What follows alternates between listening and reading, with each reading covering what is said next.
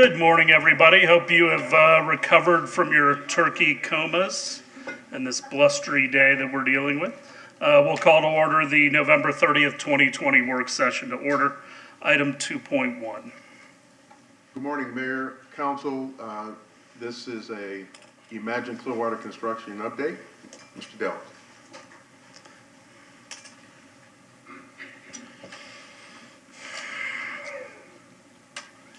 All right, Mayor, Council, want to tell you here, kind of briefly summarize what our intention is to walk through today with you. One is I wanted to originally bring you the RFP this week. The City Attorney's Office and my office and the CRA Director, we're still in the process of reviewing the RFP. I think we've got a very good initial draft of a 31-page document, but there are a few things that we want to tweak and make sure is kind of where it needs to be before we bring it back to you. We still intend to do that at the next meeting in December if all goes well. And we will have it, as we had indicated we want to do earlier, we'll have it distributed out there on the street before the end of the year. Even if the official advertisement comes a little bit later, that'll kind of be the period of time where we're somewhat limited through the purchasing process, but we will have it distributed to the folks who were on our original list, and then some additions that we've had conversations with over the next few months. So that'll be coming up at the next meeting. Today we want to go over a couple of things with you. One is the value engineering cost summary. We have the park down to approximately $55 million. We'll go into a little more detail with you on that. So we have a park construction plan that matches the resources that you all have identified to bring to the table for it. What we will suggest to you is once we go through the value cost summary, then we'll follow that up with a brief overview of the plan. I will tell you that I believe that the consultant team has done an outstanding job trying to preserve the central components of what was most important to the plan in terms of the water features, some children, family play areas, as well as our major priority installation there, which is the amphitheater and the stage event. So it's really a spectacular waterfront plan that's coming together. So we will go over that. I think it's important that we be able to move forward with that in terms of costing and finding out, moving towards construction. But that doesn't mean that there aren't other opportunities for us to look more closely at some of the other components of the plan that you may or may not want to add back, depending upon how much, if any, additional resources you want to bring to the table. And also, I would suggest that those might be some very good areas that are available for us to look for neighborhood partners on in terms of either sponsoring or developing some of the additional components of the park that people might have naming rights to and so on. So there could be some financial opportunity for us in some of those as well. But in any event, I think we have a spectacular park plan that matches our resources. So I'm going to introduce Mr. Tim Kurtz, who will come up and give you an overview and end up in introduction of our consultant team to kind of go over those two documents with you.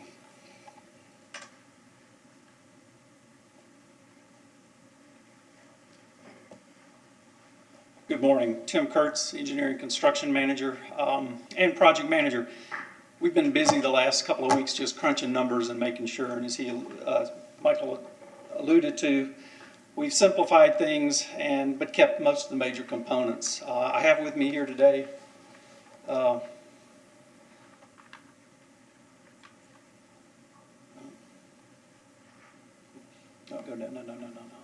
Where's the plan overall? That's the estimate. Okay, so I have with me today Ken Duty from Skanska, and he worked with us. We went through every line item of every building, of every component, and he developed this, which shows the overall costs. And I'll let him walk you through that, and then we're going to follow up with the view of the park, and I'll have someone from Stantec come up. So this is Ken Duty. He is the project manager on site for Imagine Clearwater with Skanska. Thank you, Tim. Council, I appreciate you having me here today to give you an update on our new project, Imagine Clearwater. Beautiful project it's going to be. And the good thing is it's going to include most every bit of the original program that we've all intended. So the update, we've had a lot of work that's taken place working with Stantec over the last few weeks, as Tim and others have mentioned. We have made some value engineering, more or less just in some materials and some different types, but we've maintained all the different elements with very few exceptions. So we have the band shell building, we have the canopy, we've got that 65,000 square foot coverage for the canopy. We've got all of the dockmaster building, the interactive water feature, restrooms, contiguous, right, separated from that building. We've got the interactive water feature itself, very large, very spectacular water feature.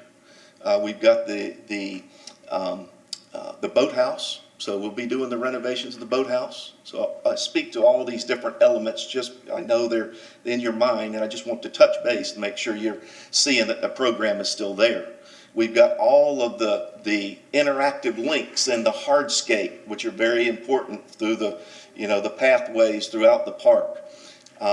We've got the green area. It's spectacular lawn area right in the middle as you're looking out through the causeway.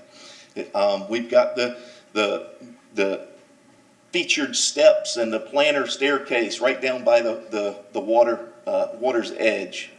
We've got the Clomar wall included, which will, for sustainability, will be a great thing. I know we're still looking through with FEMA and all that, but we've got that. That's in the park.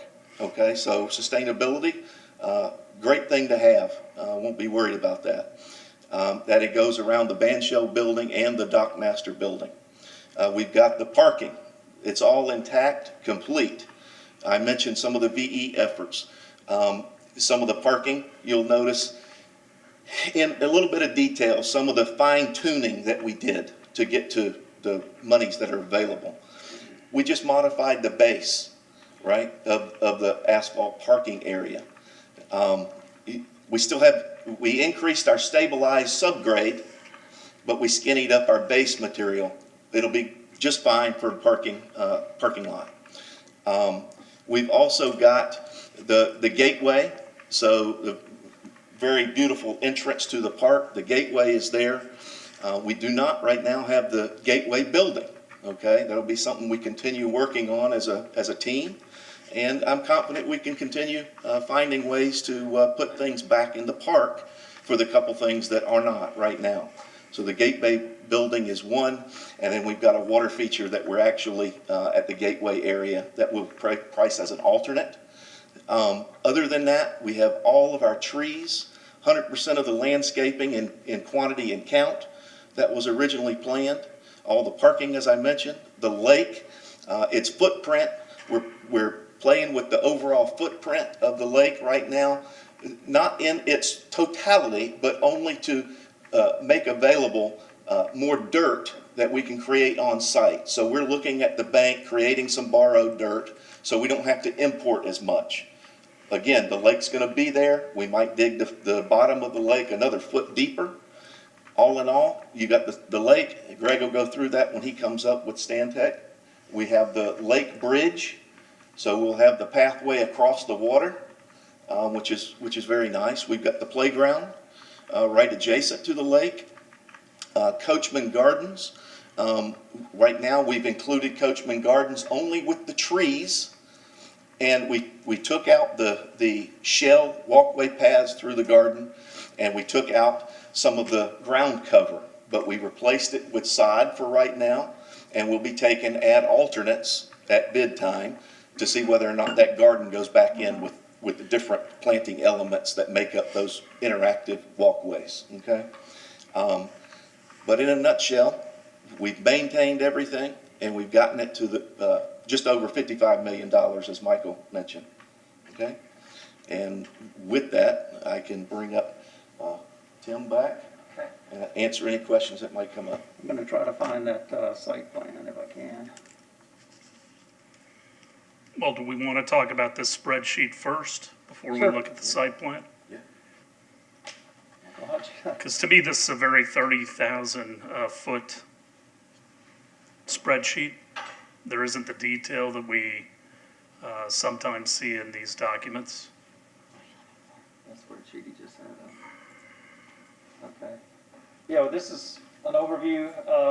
Basically, we had, I think it was 118 pages that we brought down to this. We didn't start with the overall budget that we saw when they did their estimate based on the latest plans. But essentially what we did, we just simplified as much as possible. So you don't see tile veneers on the exteriors of the buildings. You don't see, there's tile inside on the wet walls where you have plumbing fixtures. Everything's gonna be paint and stucco on the outside, drywall and paint on the inside. We can add those things later. He mentioned the gardens. We thought maybe at time we have a conservancy or the Clearwater Garden Club or other interested parties, perhaps they'd want to contribute, and that could happen as we move forward with construction as well. So we will bid a lot of these things as bid alternates. The main reason the Gateway building was removed is we no longer have the big fountain. There's no longer a will call or a cash room there because the venue is at the far north end of the park. It really didn't make sense to spend those resources there. We can show you the site plan if you'd like to walk through that, or he can elaborate and show you what you're seeing on the, Let's talk about the spreadsheet Okay. first, and then we can go through the site plan. I mean, I'd love something between 1 page and 118, okay? personally, understand. to kind of see what some of these larger numbers include, personally. But let me ask you just a couple quick things. Are there any pavers anywhere in the park? There are no There are papers. none. Outstanding. Do we have a list of what was eliminated? Yes. That's something I'd like to see at some point. Okay. Is there room for art and other additions if a conservancy works? Absolutely. There, we've got locations. We are also moving a piece of art and, absolutely, throughout all the walk systems and the walls, there's room for murals. There's a lot of opportunity.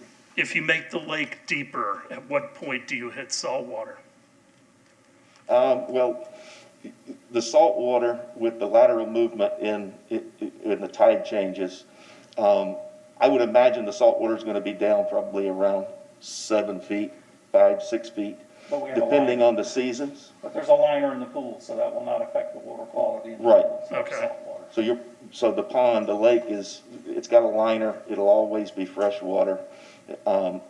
When we're digging it, there becomes a critical curve where it's less cost effective. So the deeper we go, then we have to add back liner, and we have to put a cap on the liner.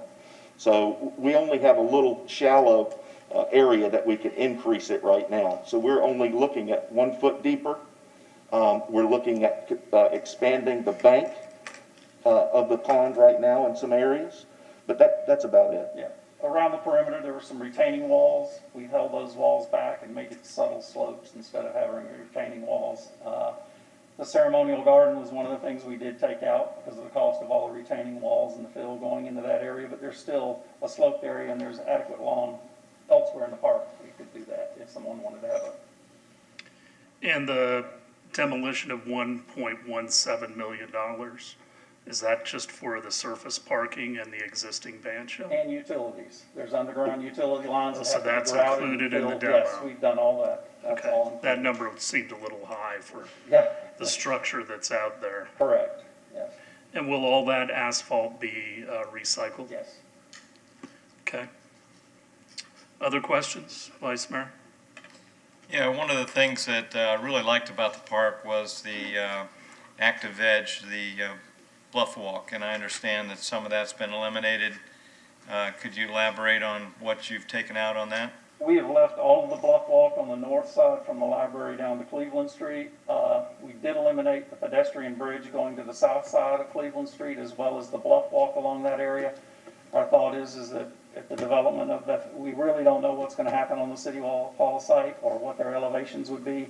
So rather than go through what we've kind of been through on Beach Walk, trying to preserve and protect something, I think it would be a lot easier in this venue to just let them start the development, possibly as part of that development, do that portion of Bluff Walk tying back into the park. So really, that's all that we've eliminated, and I believe our renderings took that off some time ago as well, just. Okay, and the other question I had was, I really see a need to do something with the trail. Yes. Instead of going across Chestnut and Court. I mean, that could stay, but I always thought we could go down Turner and then go over to the bridge down to the park. Yes. And then through the park over to Drew Street and then back up. I've talked to this with Whit Blanton as well. I think we can get some federal money for that because I've been talking to him about a year on that. So I want to make sure that we can allow for the trail to go through the park. You know, it'll bring a lot of people in. If we can't do it on the bluff, we can do it down on the water side and then back up Drew Street. That's exactly what we've done. For the most part, all the trails in the park are at least 12 feet, and because they are also used for occasional and emergency use, we have heavier depth concrete, but it will all be broom finished, so from the surface, you won't know the difference between a pedestrian walk and where the public, you know, or bicyclist. And we could designate along the water, although I think it's probably going to be used a lot more than just by bicyclists and trail users. So, but there are adequate means to get through and around the park. Even during an event, I think they could still go along the water and get through there. So, you know, come down Drew Street and loop back through that other way. Okay. Councilmember Hamilton. I guess I see the $9 million for the band shell lawn seating canopy. Does this number include the actual seating, Well, the physical seats? we do have an allocation for seating, but the thought is, rather than pay for a high-level seat that may or may not last, we're thinking the best way to approach that would probably be lease the seats initially.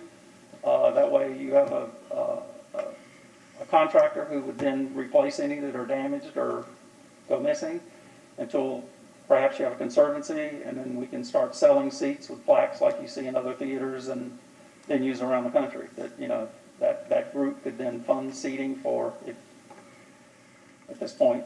So the answer is no, this doesn't include the physical seats themselves. No.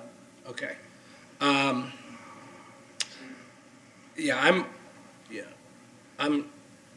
excited, or I'm glad to see the number get, down at 55. I think y'all have done a great job getting there.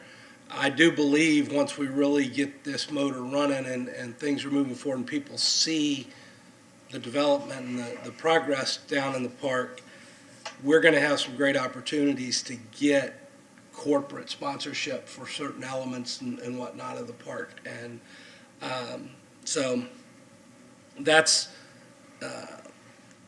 I'm not as concerned as a lot of people, a lot of the naysayers out in our community are about that kind of stuff. But that was the number that kind of jumped out at me was, and does that include the seating? And since it does not, we're good. Councilmember Bunker. Am I correct that the number went down from, 64 to 55 because the library is part of it? Well, that's certainly a big part of it. The other side of it was just the fit and finish. When we first started this project, we had solicited what everybody wanted from every department, from the council, and we put it all in. And what we've had to do is just go in and simplify. For example, like the chairs, just the furnishings in the building, rather than pay a middleman and then Skanska to handle that, it's probably going to be more prudent to do that as a city purchase direct, and the city forces go in and put those pieces of furniture in. Anything that's built in or has to be plumbed in, we've left in there. And again, as the final GMP for the park comes in, we're going to have everything we've taken out listed, well, almost everything listed as an ad alternate, so that we'll know a price from the market. If we decide to put it in and the budget comes in lower than 55, we'll be able to selectively pick those items that we want to put back in. Anything else? No. Councilmember Beckman. So when you, just to kind of follow up on Councilmember Bunker's question, we're talking about 55 million today, but that doesn't include so when we were campaigning, the number out there was $64 million for Imagine Clearwater. It's still at 64 million because the 10 million is like administrative cost and all that, is that correct? They're encumbered funds, the fees we already paid to our consultant team, design, anything that's come off, I mean, even the $200 that is the minimum we have to allow for public art is in the encumbered funds. So we've just made sure we cataloged everything we know has been spent on the project that we've already said we are going to spend, and whatever was left was the 55. 200,000. Just so people 200,000, have, I'm sorry, yeah. not $200, I don't want emails on that. I had to, yeah, the numbers were so big, I found it easier to take some of understand. the zeros off. So it is still a $64 million park? It is still Okay, a with, and it's 64 million by cutting out some things that we could add simplifying, in I later. would say, And yeah. it sounds like some of those things are cosmetic, like not having tile on the outsides, just stucco and paint and things Correct, that we can correct. add in later? Okay. I have a question about, actually it's more, I guess, for Mayor Hibbard. Why do you not want pavers, or why is pavers not a good thing in the park? Because I look back at what we did on Cleveland Street with pavers, and I think they're a maintenance nightmare. They tend to start sinking, and so you get floating edges. And the other issue is, they crack, they float, they're a real maintenance problem. It's one of the things I look back at, and the architect, Frank Bellamo, said it's not going to be a problem with the underlayment that we're going to use and everything else. Well, that isn't the case. And they can be dangerous when you get a floating corner and somebody catches it. So I prefer what we did on Beach Walk, which was colored concrete. I know there's some staining issues with that, but it is, I think, a much better surface, and it's a lot less expensive in the first place. So that's the reason I asked about the pavers. I didn't know if the permeable, surfaces are better for drainage and things on there. I Well, don't know. the good news is we're significantly reducing the amount of impervious area out there just by elimination of the parking lot. So it's a net gain across the board for us. Okay. I too would like a list of eliminated items with their prices. And I would like a number associated with any of these gas torches that are going to be sponsored or paid for by the gas company. I'd like to know what that number is, That's still proposed. in there, and also we're working on the consumptive use of PTUs for torch day, because Yep. the owner of the park will have to pay for those. Absolutely. So I'd like to know what those are. We're still working it. Okay. And then you said that the playground is going to be near the lake. Is that lake going to have to, is there going to have to be some kind of barrier between the playground and the lake? The playground does have a barrier around it, and, adequate shade for parents to sit, and a restroom close by. Okay. Okay, so we don't have any cost for the seats, the rental of seats or purchase and storage of seats. That's not factored in just yet? The storage area is factored into the building, and we do have a cost allowance for seats. Okay, And again, we will leave that in there for an adult, okay. so we will at least be aware. And we have actually, someone proposed a chair, but the price was they were $500 a piece. So I really couldn't come forward with that. So, yeah. So a couple of times people have mentioned we're looking at sponsorships or conservancy, a great opportunity for corporate sponsorships to add things back in. Can we get a report or some kind of information about what other municipalities, how many sponsorships they've gotten, comparable municipalities, in Florida or nationwide? Because I don't know if we're going to hang our hat on that, how likely that's going to happen, how easy it's going to be. And I know we're in different financial times, but it'd be good to know how easy that is to make it happen. How much money we can get for a naming, of something. Well, I think we can look, to what the naming rights out at Spectrum have been, as an example.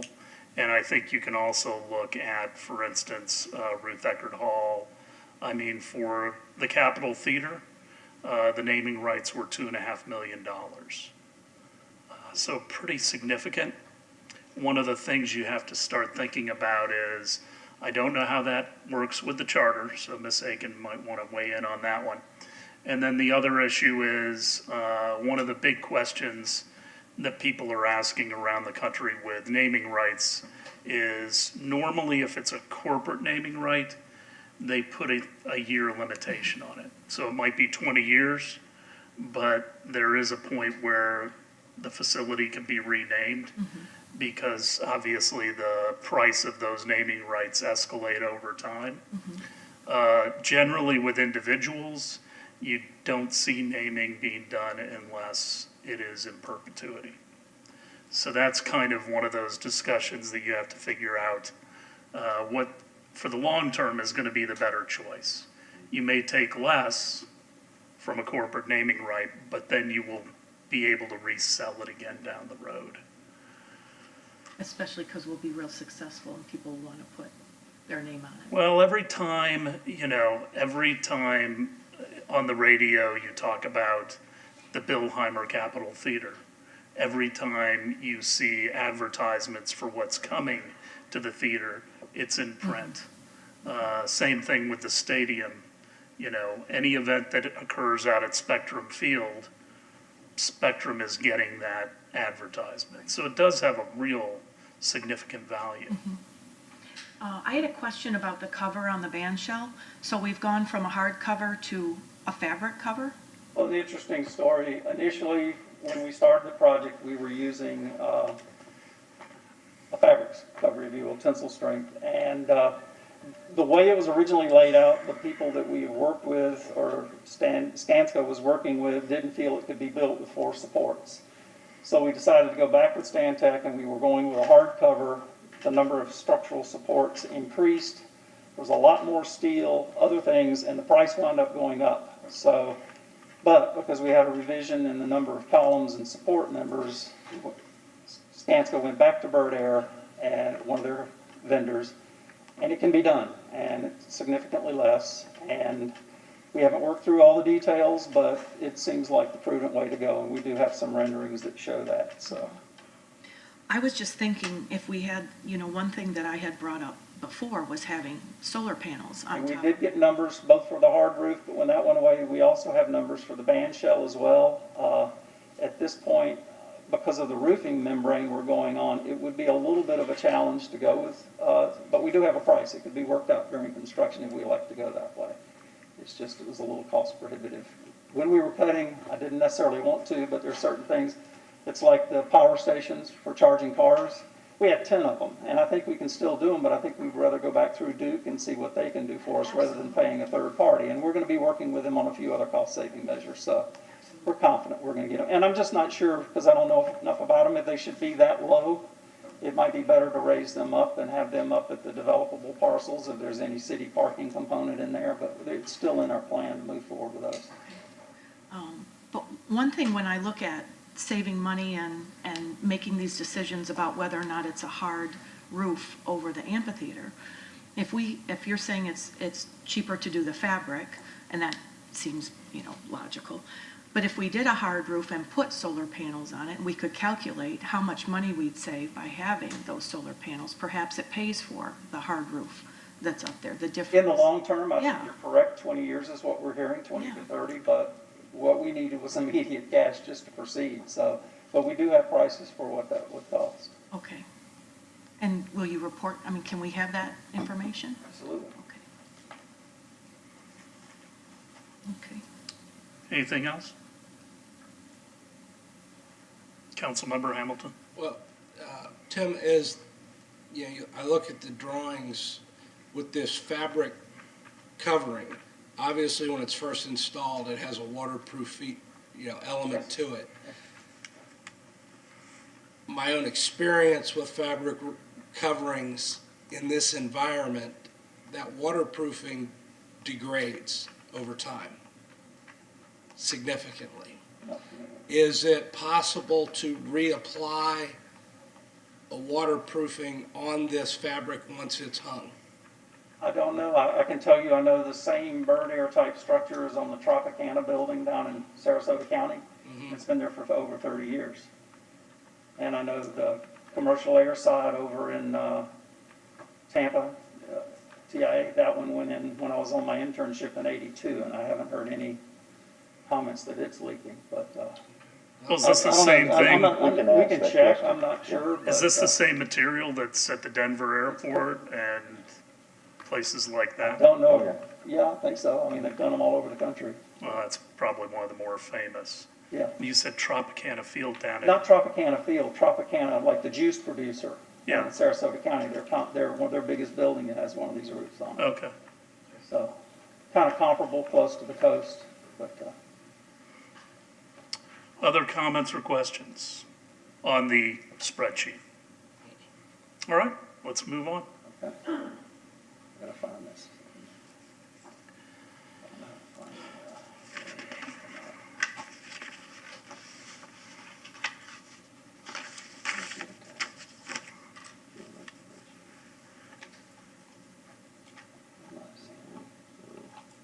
There's your rendering. Then you get to, that right there's your, Stantec drawings. Yeah. Let's get, here it is. Thank you. Okay. There you go. And I'm gonna have Greg from Stantec, he's one of the site planners and landscape architects for Stantec that worked with us as a team to go through the prices. And as you can see from the plan, most of the major elements are here. There are a few things that were reduced. One I did want to point out, just the Coachman Gardens. That was all along the southeast corner of the green. We've left the trees in, the irrigation, and we put sod in its place. It's just all the detailed plantings and stuff. If it truly is a Founder's Memorial Garden, we have a design for it. We know what that costs, but there may be others, interested parties that want a little more personalization into those garden spaces that speaks more to what the community might want in those areas, but we don't know who those people are yet, but I think it's coming, and that could be done at any time, now or in 5 years or in between. Okay, Greg? Good morning, Mayor and Council. So you have the plan before you, Let me get it to go back up. what do you mean? It's not on the lawn.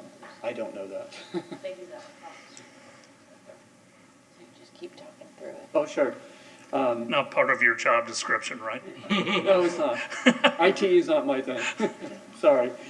So I think from a plan view, what you're seeing is this, bird's eye view of the plan. I think from what you have seen in the past, you probably won't really notice much of a difference. As both Michael, Tim, and Ken have explained, the changes have for the most part been cosmetic and also just reducing things. For instance, the play area that's next to the lake. We have quite an elaborate system of structures there, multiple structures, really a large play area. We reduced that down to just the core central element of it. So we still have a significant play area. I think it's going to be quite challenging and a fun experience. Just has less elements. So that's, to me, a good example of how we've reduced costs. Same on building elements. So you'll find the band shell and the amphitheater area and the canopy, that's all there. The plan hasn't changed. It's the same floor plan, the same program uses inside the band shell. Nothing has changed there. It's all exactly as you have seen before. But by looking at details and finishes, we're able to reduce costs working with Skanska. I think you'll find in terms of just the overall park experience, from the Gateway Plaza down to the lower Gateway Plaza, the Great Lawn area that embraces the bayfront, the whole bayfront walk area is all intact.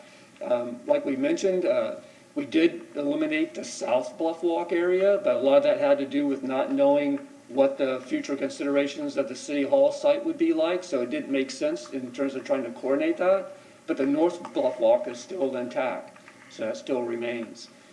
I'm trying to think of other things, the whole Cleveland Street drop-off area, that's still there. The plaza area that leads through the interactive water feature and towards the Dockmaster building and play area, that's still all intact. The interactive water feature is still there, we just reduced it. Instead of having 200 nozzles, we have 100 nozzles. It just got reduced, but it's still a great fun play element for families and kids. I don't know of any other specific things. We talked about hardscape. And the main change there was just simplified the finishes. We did have some exposed shell aggregate finishes and some color in key locations, and that was eliminated. It's all gray broom concrete now. But all the pathways and the circulation systems stayed the same. Anything else? I mean, landscape was another key one. You know, we kept the quantity of trees and palms, but we reduced the sizes of those to get the cost down. So it'll take a little bit more growing time, but that's the good thing about landscape. It does over time grow in. Any specific questions? I'd be glad to help you. Vice Mayor. Yeah, just looking at this plan, how come the library parking lot area wasn't designated for redevelopment parcel? Because that was one of the things I think we were going to. I think it still is, right? I mean, Yeah, it still is. What we've done for now is we've allocated as much asphalt parking remaining as possible until such time as we have a developer for that parcel. Because basically you would lose 3 tiers of parking immediately if we didn't show it on the plan. And I just think, trying to be straightforward and out front with what we're gonna have, at least for the short term. That there will be an impact there when that lot does, but I don't know what portion of that lot will have public parking on it, so I didn't know what to show. Okay. That was one of my questions too, Vice Mayor. It doesn't look like there remains much from the Harborview property for the RFP on the 3 sites. Michael, do you want Yeah, to address that? the sizes are the same. Or would we, be adding some public parking to whatever structure would be built on the Well, Harborview site? we're going to indicate that the Harborview site probably is an opportunity for public-private parking, but the area that's going to be available for the RFP is not going to change. So what will change is the amount of that surface parking that's shown ultimately. Won't be as much left. So, Right. So is the redevelopment parcel, does that go all the way to the paved area on the entryway? And then over to the So, first parking lot on the 3 tiers. south side of the library? This just looks that way. yeah, I think from what Tim is saying, the 3 tiers down to the the south plaza area, that entrance to the park. Because at that point, we would hope to have outdoor seating, restaurants, retail activity, activating the plaza area. It would be on private property, or a combination of. But I think the question is, what is the footprint for the development of the Harborview replacement? That's the question, yes. Uh, Concrete separator between. All the right, I parking. mean, it's just not shown on this plan, but it's probably that's the 3 tiers of the parking lot that's shown on this plan. Starting on the south? Including green space to the south. Yeah. Yes. And all the green space between. And all the green space, right Yes. up to the concrete on the entryway? Yes, Correct. yes. That would be restaurant area we would want to front onto the plaza entrance to the park. Okay, but that would be for redevelopment, I mean, that would be put out in the RFP. It Yes, is. yeah, the footprint for the bluff properties is not changing. So we can alter this draft concept plan if that's Well, I mean, helpful. you know, we're talking about pricing, and that's a big part of it. I think, I know it's in the RFP, I would like to have it shown as redevelopment. I'm not really worried about parking for the library, because whatever goes in there will probably have public parking, if it is a hotel or whatever it's gonna be.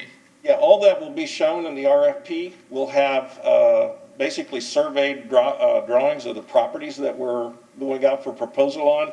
The purpose of this drawing is to show you a $55 million park that matches our resources that you've identified. So this is not attempting to show you any other details about the bluff properties per se. So Okay. that parking there will be altered. We can alter it on this concept as well, if that makes it more clear, but nothing is changing with the bluff properties. Councilmember Beckman. Are you going to present this on Thursday night? Are we going to do it during the Thursday, our regular council It had meeting? not been planned. Oh, Because I would, it'd be nice if you just colored in the Bluff referendum We stuff can, with a we can different. color I in can get that the, turned around. Yeah, I mean, right. just so we could, the only, we're gonna ask you after a while to not pursue the library project, so the only decision that we'll have for you on Thursday night is your reaction to that request. So, our hope was that you would be comfortable with the plan that matches our financial resources, and I'll talk to you about the next step and what we want to do to kind of vet it further with you over the next couple of months, once we get to that point. I'd like to know the difference between the originally proposed bells and whistles playground versus the somewhat scaled back playground here, so I'd like to see what, Just to understand, we left the area the same. right, We same left the footprint. material right. underneath it, and Parks and Rec, excuse me, changes out and adds these kind of things all the time, so it can easily be done in-house, so. Because I'm okay with cosmetic things, I guess, to save money, but, for structures that kids and families are gonna, go there for. Councilmember Hamilton. I guess I'm not, I understand everything that's going on, but in the original concept, before we moved the band shell, the lawn, the Great Lawn, was kind of a combination, Great Lawn when there's nothing going on, but when there's a concert going on, it was going to be used for seating area. Now the Great Lawn, it looks basically almost as big as it was originally, and there's absolutely nothing there. I mean, it obviously a wide open green space is nice, but does it have to be that big? Would we be better off shrinking it maybe 20%, 25%, and making some of the other amenities a little larger? I don't know. I mean, and I know we're late in the game to be doing this. It's a lot more money to put concrete or anything other than grass in. So Yeah. it would- And I guess, 10 years down the road, if we want to make it smaller and add something, we can do it at that time. Sure. But it just seems to me, the Great Lawn in the original design was kind of multifunctional.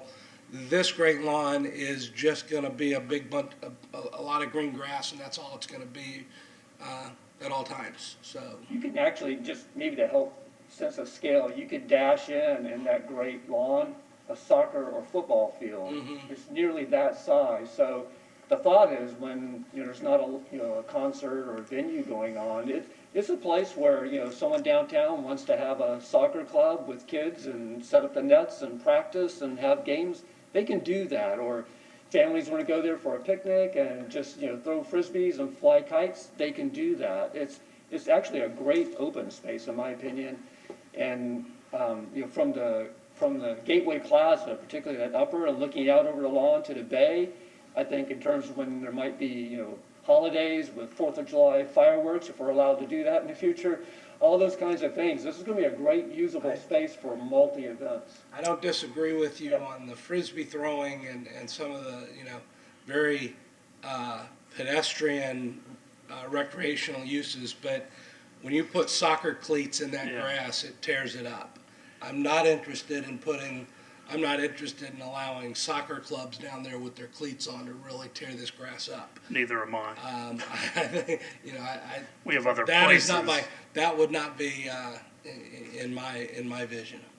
So, Well, we've but I had some football Yeah, squads down in Coachman Park during COVID. yeah. Because I've watched it from a friend's balcony, and we've gotten complaints about how torn up it has become. Mr. Halios, can you come chime in about, we've got a lot of other places for soccer to occur. I mean, if we need to give policy direction on that, I really don't want to have, football practices and soccer practices in this space. Yeah, Jim Halios, Parks and Rec Director. As you indicated, Mayor, with COVID, there's been some kind of free-range play that has occurred, so we will be monitoring that, and, that space in particular is going to be more of a recreational passive space instead of an active recreational space. So, having staff stationed down there will allow us to enforce those regulations, and that way that will not occur. You have anything else? No. Anything, Mr. Parker? I think pickup games in parks are good. You know, my kids played soccer. I know about soccer cleats and football cleats and all that, but, you know, I don't, and now's not the time, but I wouldn't want to micromanage a big open green space if people want to kick around a soccer ball, families want to come and play. And I don't mind families coming and playing with some kids and kicking around a ball. What I saw was people out there with cones and they were setting up obstacle courses and the turf was literally getting mutilated. And then what we get is, you know, other citizens who want it to be green, kind of pristine, now they want us to replace the sod. Yeah, we define that as structured play. So, you know, or a structured activity, like you said, if it's a father and son out there kicking around a soccer ball or playing catch, that's not something where we're gonna go run people off. But as the mayor indicated, when there's cones set up in an actual organized game where you have, you know, people that actually should be using one of our athletic facilities, that's when staff will approach them and give them that option to use that. Thank you, Mr. Halios. Any other slides you want to go through, or? Mainly for informational purposes, if you would like us to, I can get. Come on up to the mic, Tim. I can have Skanska come up and go through the bird air renderings if you'd like to. Anyone? Yeah, Sure. yeah, I'd like to see it. We go getting technical again. Okay, so.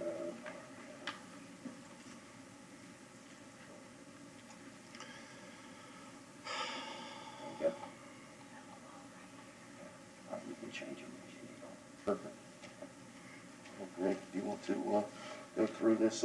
So this is one approach to the bird air canopy. It's a tensile fabric canopy. The columns are essentially the same footprint because the engineering that went into the other structure gave us all that information and footprint. The tieback locations, we've allocated monies within the current estimate to take the tieback well up above, you know, right now it's a clearance concern in the rendering that you see. So these tiebacks, we've elevated this with monies that we've allocated for it to bring up to, 10 feet or so off the ground. So we've got posts that'll allow those tiebacks to get raised. Right now, we've also included, as we continue working through this, some additional monies to handle that, as well as some additional catwalks and light battens and infrastructure that, as we get working with Stantec, and Greg, you can probably communicate to that. We've allocated resources within our estimate to be able to account for those. If you will, the space frame look to the main structure going down the middle, that is consistent with what was previous. So there's a lot that can be done with the different shape with the fabric based on the tensile and the cables. You can see that there's a little bit of a slope to the columns. That again is helping for the engineering. Those different things will all get worked out as they're modeling and going back and forth with engineering. But the shape of the actual tensile fabric, this is one approach. There's some other approaches where it comes up in cones at different points. I can go through a couple more of these if you want to speak to that, Greg.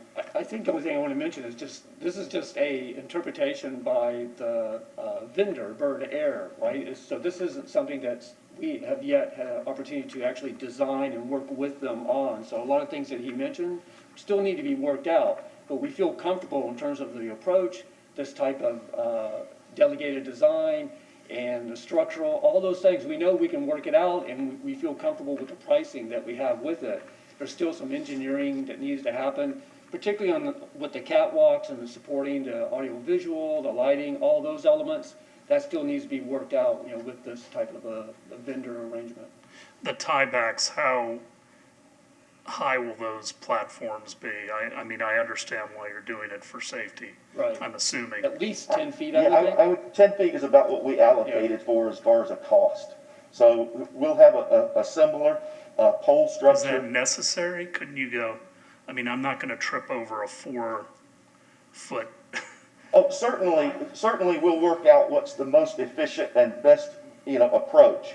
6'8" is generally, One we of the want to reasons eliminate not that. too low is that, someone can climb up onto that and then try to climb, so we try to get that pole up high enough so that, some people might want to think that they're Superman and climb up this thing. We don't want that to happen. Okay. Similar to what we did with the Doughboy and the Sailor on Memorial Causeway. People can't get up on. It just could become a visual impediment. Agreed. It's just going through some of the other renderings. Again, these were just quick renderings that give different approaches. I do want to mention too, that we use this word fabric. It's not fabric as in like a Coleman tent or something, right? It's really a PVC plastic type material that is very well developed and tested now over time, so just want to make sure we're not thinking it's actually like a fabric.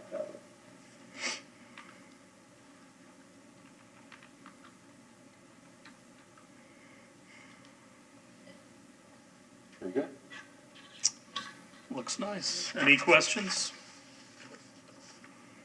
All right, thank you, gentlemen. Any closing, Mr. Delk?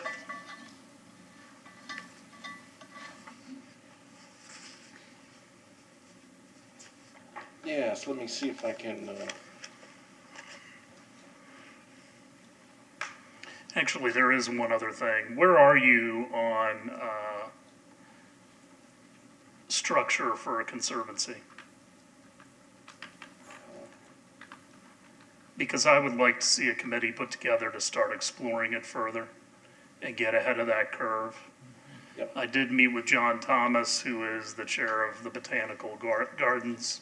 He's had quite a bit of experience up in Massachusetts, where he came from, with a structure. And I think there are other people that we can put on a team to start looking at that. But I'd like to get ahead of the curve yes. and in fact- avail ourselves of the benefits of potentially having a conservancy. And I know there's gonna be some legal hurdles as well. All right, let me, that's in my notes here I want to cover Super. with you. You're very prescient. Want to briefly talk about our next options, kind of where we go from here with this, and that will include the conservancy issue. It's, from a timing standpoint, this is a little bit of an opportunity for us to move forward. If you all like the general overall concept plan where it is, it's been a rather challenging redesign. We thought just moving it from the middle to the north end was going to be fairly straightforward. There's just a lot of underground, so it's a tough site. But we've accomplished that. We have our park plan down to the resources that you had identified. So what I would suggest that we do at this point going forward is that we kind of 2 tracks. One is an internal staff review and analysis. This will be really kind of led by team-wise. I think we can transition this towards parks, since it's going to be parks property ultimately. But do an internal staff review and analysis.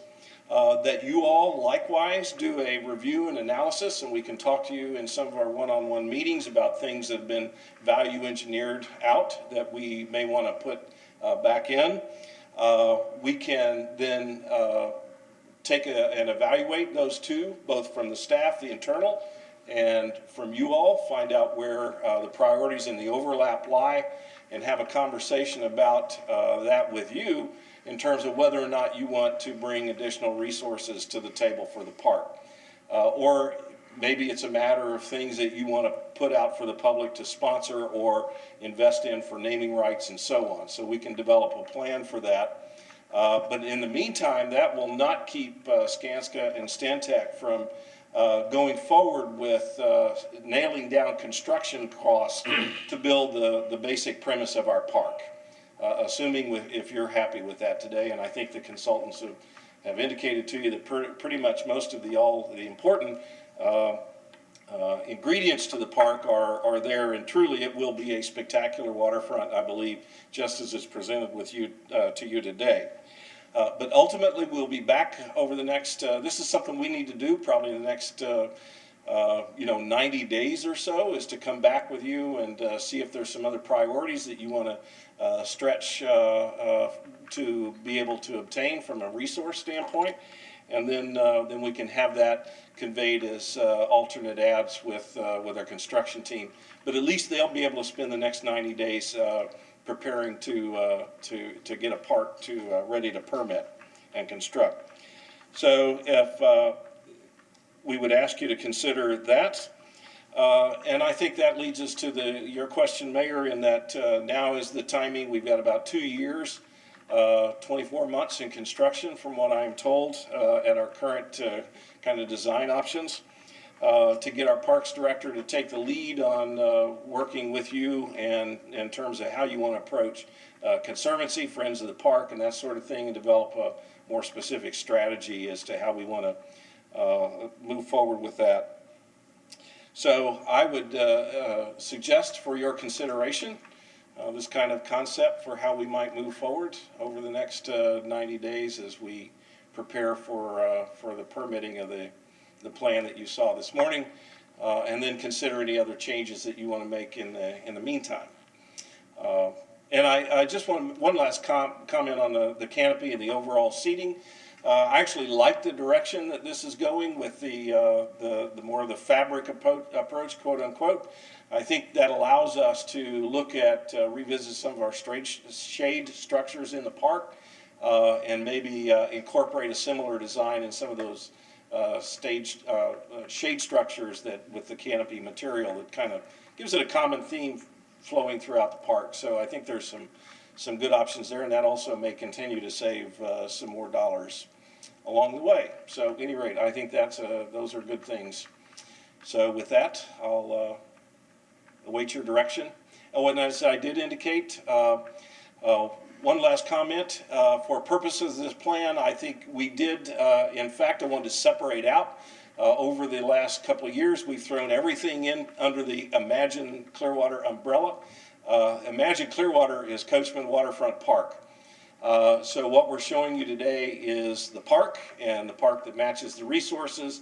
The library and the bridge are separate projects. They always kind of have been. We approached them separately. We're going to recommend shortly on this agenda that we not move forward with the library project and take a different approach with that over the next year or so. But I want to come back to you and revisit in the near future the funding of the park project or the bridge project, because I think the bridge project would be a fantastic accompaniment to what we're doing with the park. And I think that's probably one. I just want to talk to the finance director and be able to bring you kind of a way that we can comfortably move that bridge forward. I don't think that needs to be delayed very long. Frankly, we could be under construction with that probably first half of next year, because it's very close. Basically, it's just a matter of the financial resources to allocate to it. But this was our priority. So with that, I'll conclude. Any questions for Mr. Dodd? Vice Mayor. Okay, we've been talking about Imagine Clearwater for a long time, and I was really excited last summer that it looked like we were going to start probably now. So until the issues came up with the money, and then we had to take a closer look and do a lot of value engineering. Okay, so now you're telling me, are we 90 days out from start, or are we 120 days out? I'm hearing we may not get started till permitting and everything till next summer. It's what I've heard is before that. Who wants to? Tim?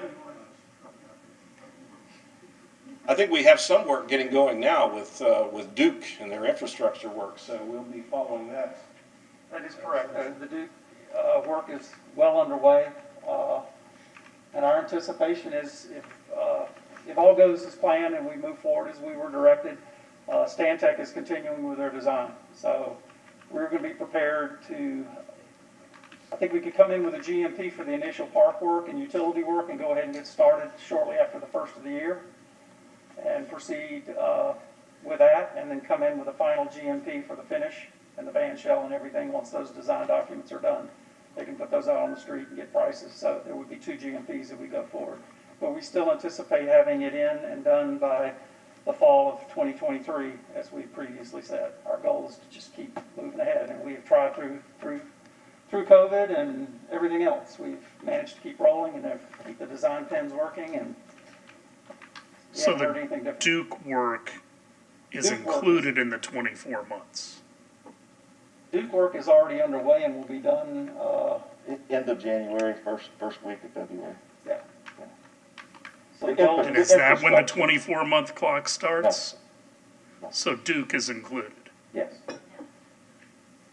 The cost of Duke right now. cost of Duke is already encumbered. The They are working 24 on it. months. That'll be done. The 24 months doesn't include the enabling work that's taking place now. Okay, that's what I'm asking. We're at 100% DDs with our documents for the park right now.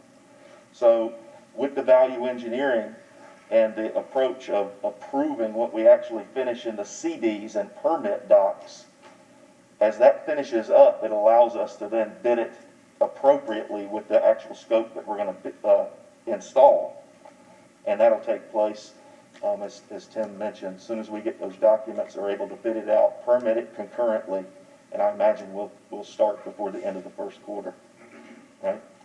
But if we phase and do an early GMP on some of the demolition and earthwork, we'll start the 24 months. Okay, and that's really the plan that we're targeting, right? To get that work started. That way we can finish it quicker.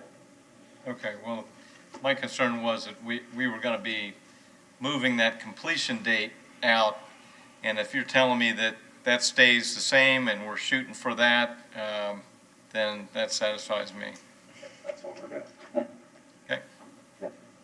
Councilmember Beckman. I have a question. It sort of overlaps with another agenda item, but Mr. Delk mentioned that, this Coachman Waterfront Park is the park, and the park that matches the resources and does not include the library and the bridge. And so down on our agenda, we're going to be talking about the library, which is 6.4 million. So if we've got a $55 million park here plus $10 million in prep costs and all that administrative stuff. So we have a $64 million park, and now we're going to possibly cut the library, which is 6.4 million. Where's that 6 million or so from the library going to go? Can we use that money in the park, or? It was originally incorporated into Imagine Clearwater, and we have taken it out so that we can do the remainder of the park. And I'm not aware, there's no Okay. funding currently available for it. Okay. Sort of understand. Anything else on this item? All right. Thank you, gentlemen. We are going to continue 2.2 to another meeting, 2.3. Ms. Ball is going to provide a review of sustainability and resilience terms. Mayor and Council, this is sort of designed to make sure we're all are using the right terminology, we're all on the same page. Good morning, Mayor, Council, Sheridan Boyle, Sustainability Coordinator. So as the city manager said, we thought it best to go over a few terms that are frequently used within a sustainability and resilience context to make sure we are all on the same page. So I will briefly go over these 12 terms, and I also wanted to provide a short update on the Clearwater Greenprint update process, which I will do at the end of the presentation. So to start, we have the word sustainability. This word can be used in a variety of contexts, from business plans to supply chain reports and more.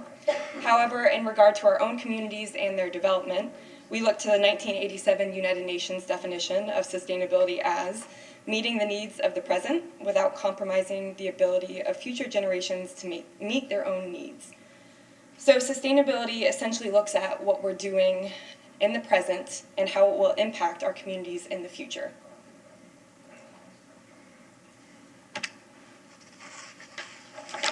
With that future focus in mind, a tool to achieve that level of sustainability is mitigation. So to mitigate is to reduce the severity of something.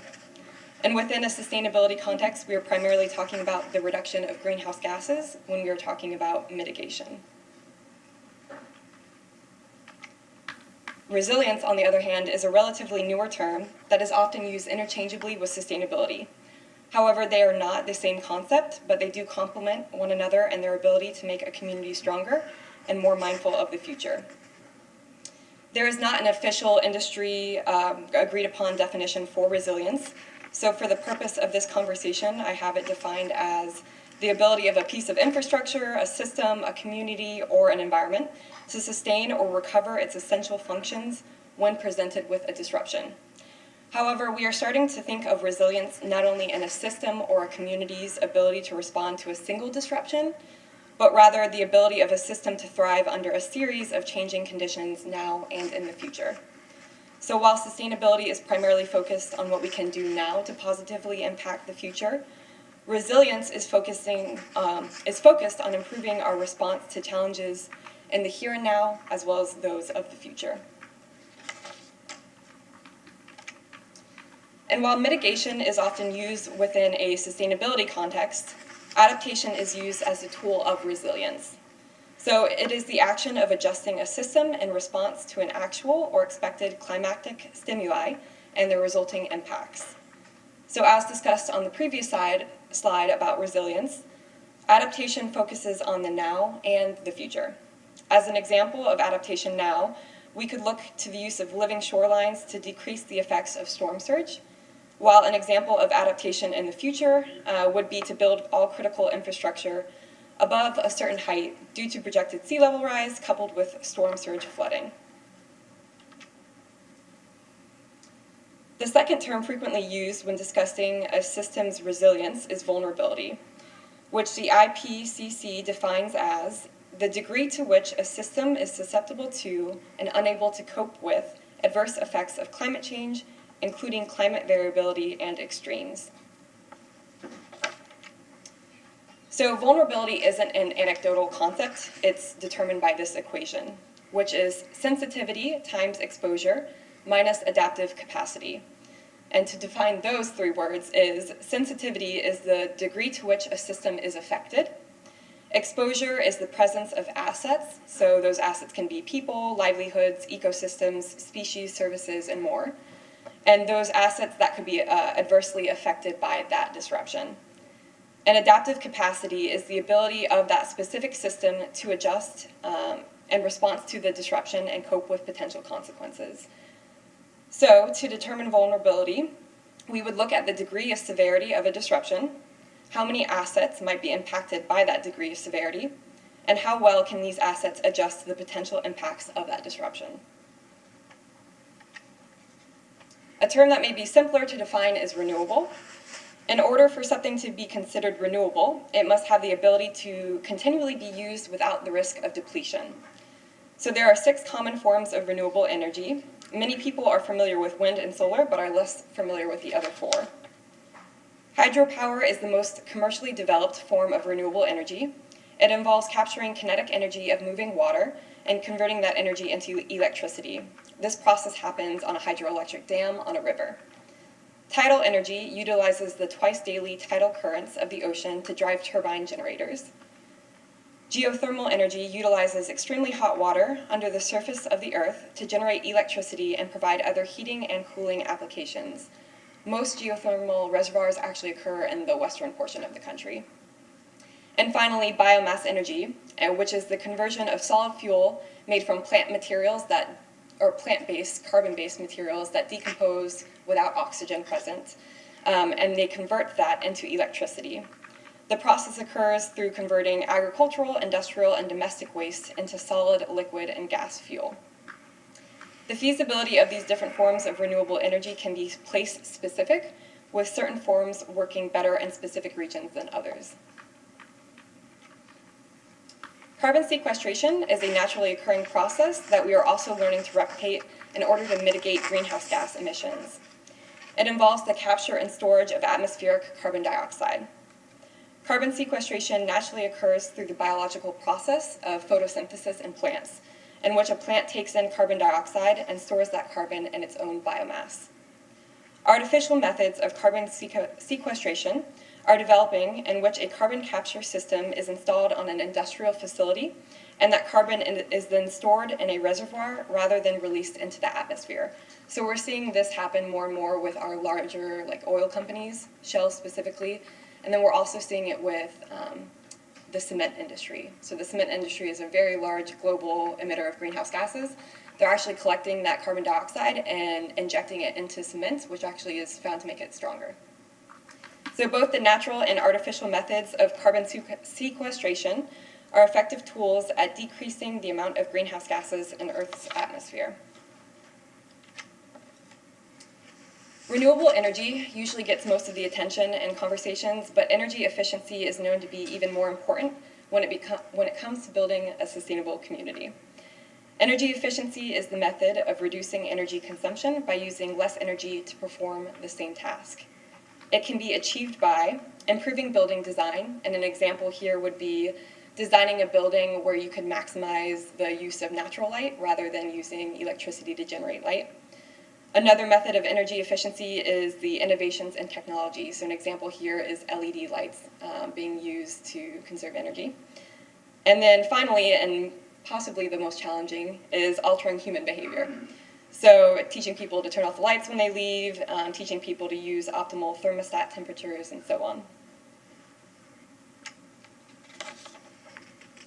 And while certain practices may be described as green, green construction is really construction that meets criteria laid out in one of our national certifications, such as LEED or Florida Green Building Coalition standards. So next is green space. The most general definition of green space is an area within an urban environment that is mostly vegetation, so grass, trees, wildflower, and shrubs, and is set apart for ecological, recreational, or aesthetic purposes. So in my experience, I've seen green space as a term frequently used in a variety of ways. For instance, the public frequently regards green space as a park with walking trails or recreation opportunities. The environmentalists, on the other hand, may think of green space only as a preserve or an area with a large ecological function. And while we, on the municipal side of things, generally define green space as any vegetated area within an urban environment. So this can be a recreation field, park, preserve, empty field, or even some municipalities classify green space as a cemetery.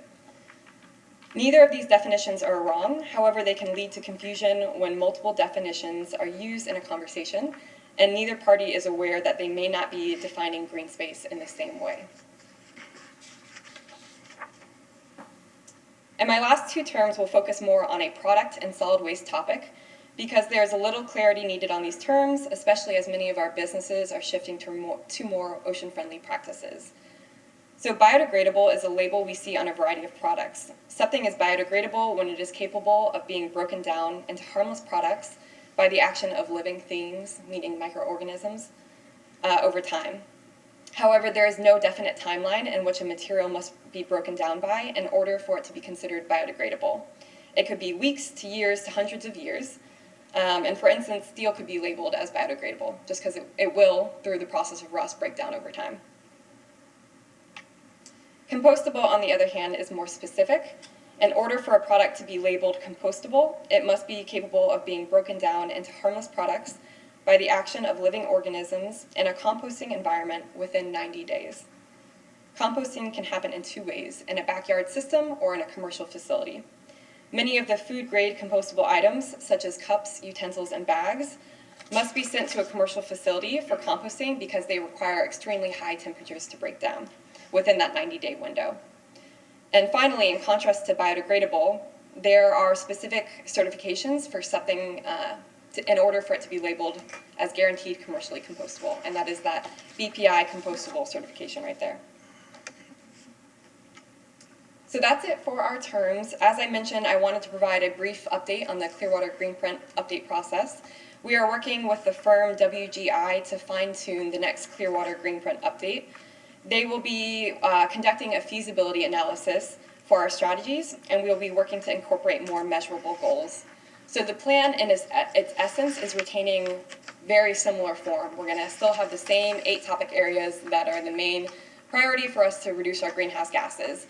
We are working with WGI to incorporate more measurable goals in those existing strategies, as well as provide update over the last 9 years of where we're at, both as a city and as a global community when it comes to greenhouse gases.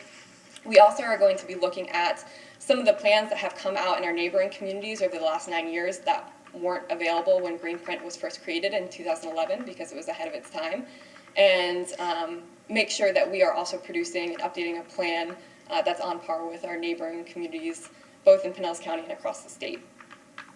So in addition, an additional section of the future Clearwater Greenprint will be a green glossary, which includes all the terms we've discussed this morning and more in order to create a more accessible document. And we expect to have the final draft of the Clearwater Greenprint update presented to us in mid-March 2021. Thank you, and I'm happy to answer any questions at this time. Questions? I have just a comment. Okay. About the term green space, because I know that that's a sensitive one.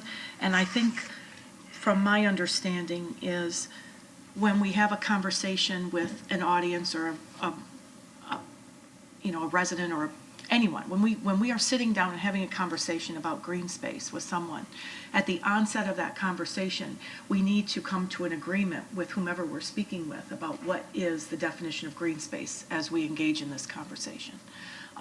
Because when you mentioned any vegetated area within an urban environment, that doesn't necessarily mean, our rec spaces, or if we talk about a ballpark, it doesn't include the clubhouse or anything that has concrete, the parking area. So when we say we have this much acreage of parks and rec or whatever,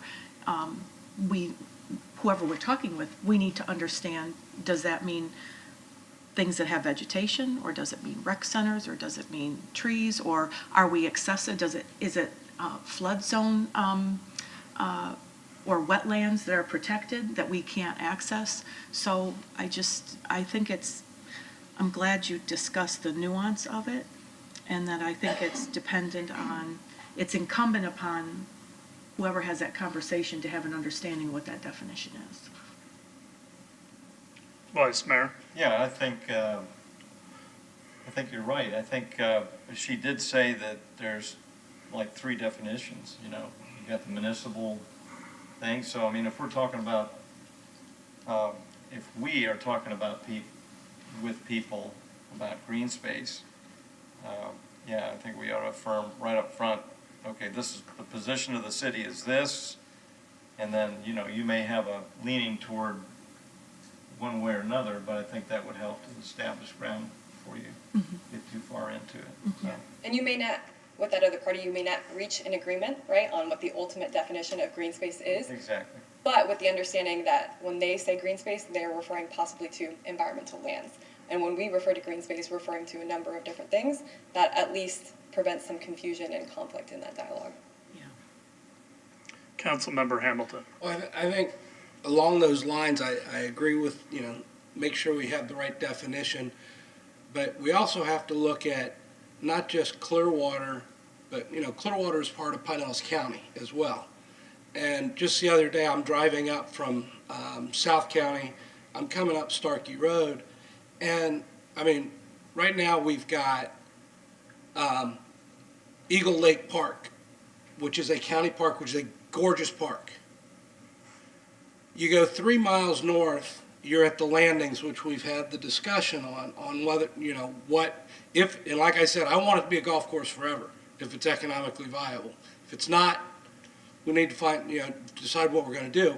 But then you go another 2 miles up from that, you've got the parcel of land that the city of Dunedin and the county are talking about buying, which will be a great nature preserve, because that's a piece of land that has never had anything on it.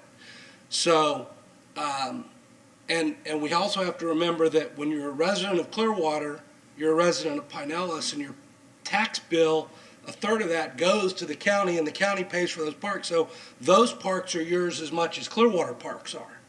So, then it becomes how much is too many, how much is enough, and how much is too much. You know, so, and I support 100%, the county and, hopefully the county and Dunedin being able to work out the, that property. Because, you know, do we need that, you know, do we need that much in a 5-mile span? It just, you know, so those are things to consider, but I especially like the part where you say, you know, when you talk about green space, municipalities have one definition, different segments of society have different definitions of it, but we all need to understand and be able to understand where everybody's coming from, so. Councilmember Bunker. So does the city agree on what green space should be? How Well, we should be describing it? that's where I want to go with this conversation. Okay. I want to define what it is from the city's perspective.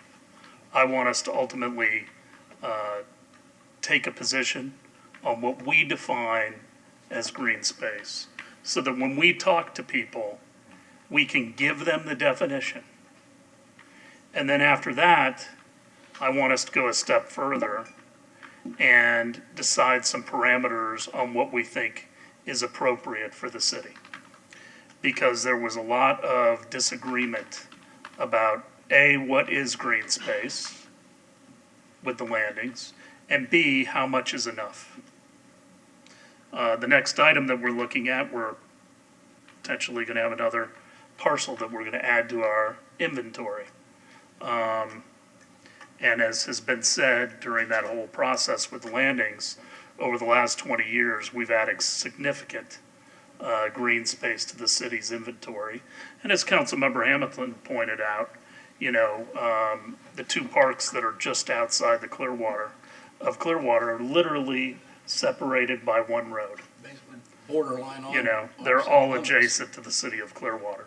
So that's something not to maybe decide today, but I would like to decide that in the not too distant future. Because I'd like us to look through an inventory and make some decisions. Because I don't think there should be as much ambiguity as there was during the referendum. And the best way to do that is determine some actual thresholds that we want to maintain, or that we may want to reach. Maybe we come back and decide it isn't enough. But I want that to be done based upon science and standards throughout the rest of the country. And right now, we don't have that. So, other questions about the presentation? Because I have a few. Well, I think I'm all in favor of that, having a working definition that we can agree on. I would, you know, hope that, like, Mr. Halios and Sheridan could work together on that.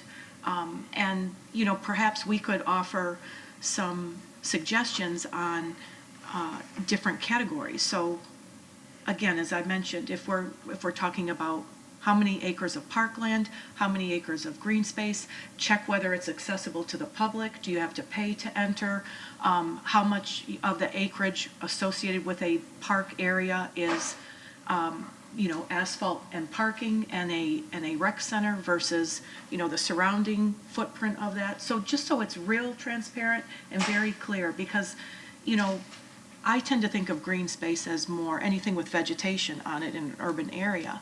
And so, you know, that doesn't include all the park acreage that we have, because we'd have to subtract some things. We'd have to subtract parking lots and buildings and, you know, things like that. So just, you know, I think it's wise to be very detailed in what we mean by what's included in the acreage when we talk about park space and green space. Okay. You know, when you talk about resilience and some of your other terms, how does the fact that we have finite resources globally factor into that? Can you give me an example? What do you mean on this? Sure. Battery storage, for instance, requires rare earth materials. Those are a finite resource. Some of them are lost through the manufacturing process. Some of them can be reused and some of them cannot. So how is that factored into all this? Yeah. So for me, I think, and as I mentioned in the presentation, renewable energy usually gets most of the attention, right? Because it does not involve a behavior change or a sacrifice on our part. Or ultimately, I do think we really need to focus on energy reduction and energy efficiency, and then couple it with renewable energy. Because every energy right now does have consequences, and the fact that something is being used converted to something else. It's almost like a law of nature in that when you use something, it has consequences. So depending on the form of energy that you're looking at, those consequences can vary and their byproducts and severity of those byproducts. So it is true for batteries, whether they be for solar energy or for electric vehicles. They do come from finite resources, materials that are usually extracted in other countries. However, as the system is developing, we are having more and more opportunities for recycling of those finite resources. That is both economical because we're having, it's cheaper to produce something from recycled material rather than those virgin finite resources and precious minerals from other countries. But then it's also that we have more control of the process because it's in-house and we can recycle those materials domestically. So I know we did have one-on-ones with Dory Larson recently to discuss some of those products, and she even mentioned that, for instance, like Tesla with their electric vehicles, they already have that process in play where they take back their batteries and then they recycle those components of the batteries into either new electric vehicles or they use those batteries to power then solar panels. Well, I've just been reading a lot and learned a lot over the last several weeks because I knew this was upcoming. And, learned a lot about the process for solar panels. There's a lot of pretty caustic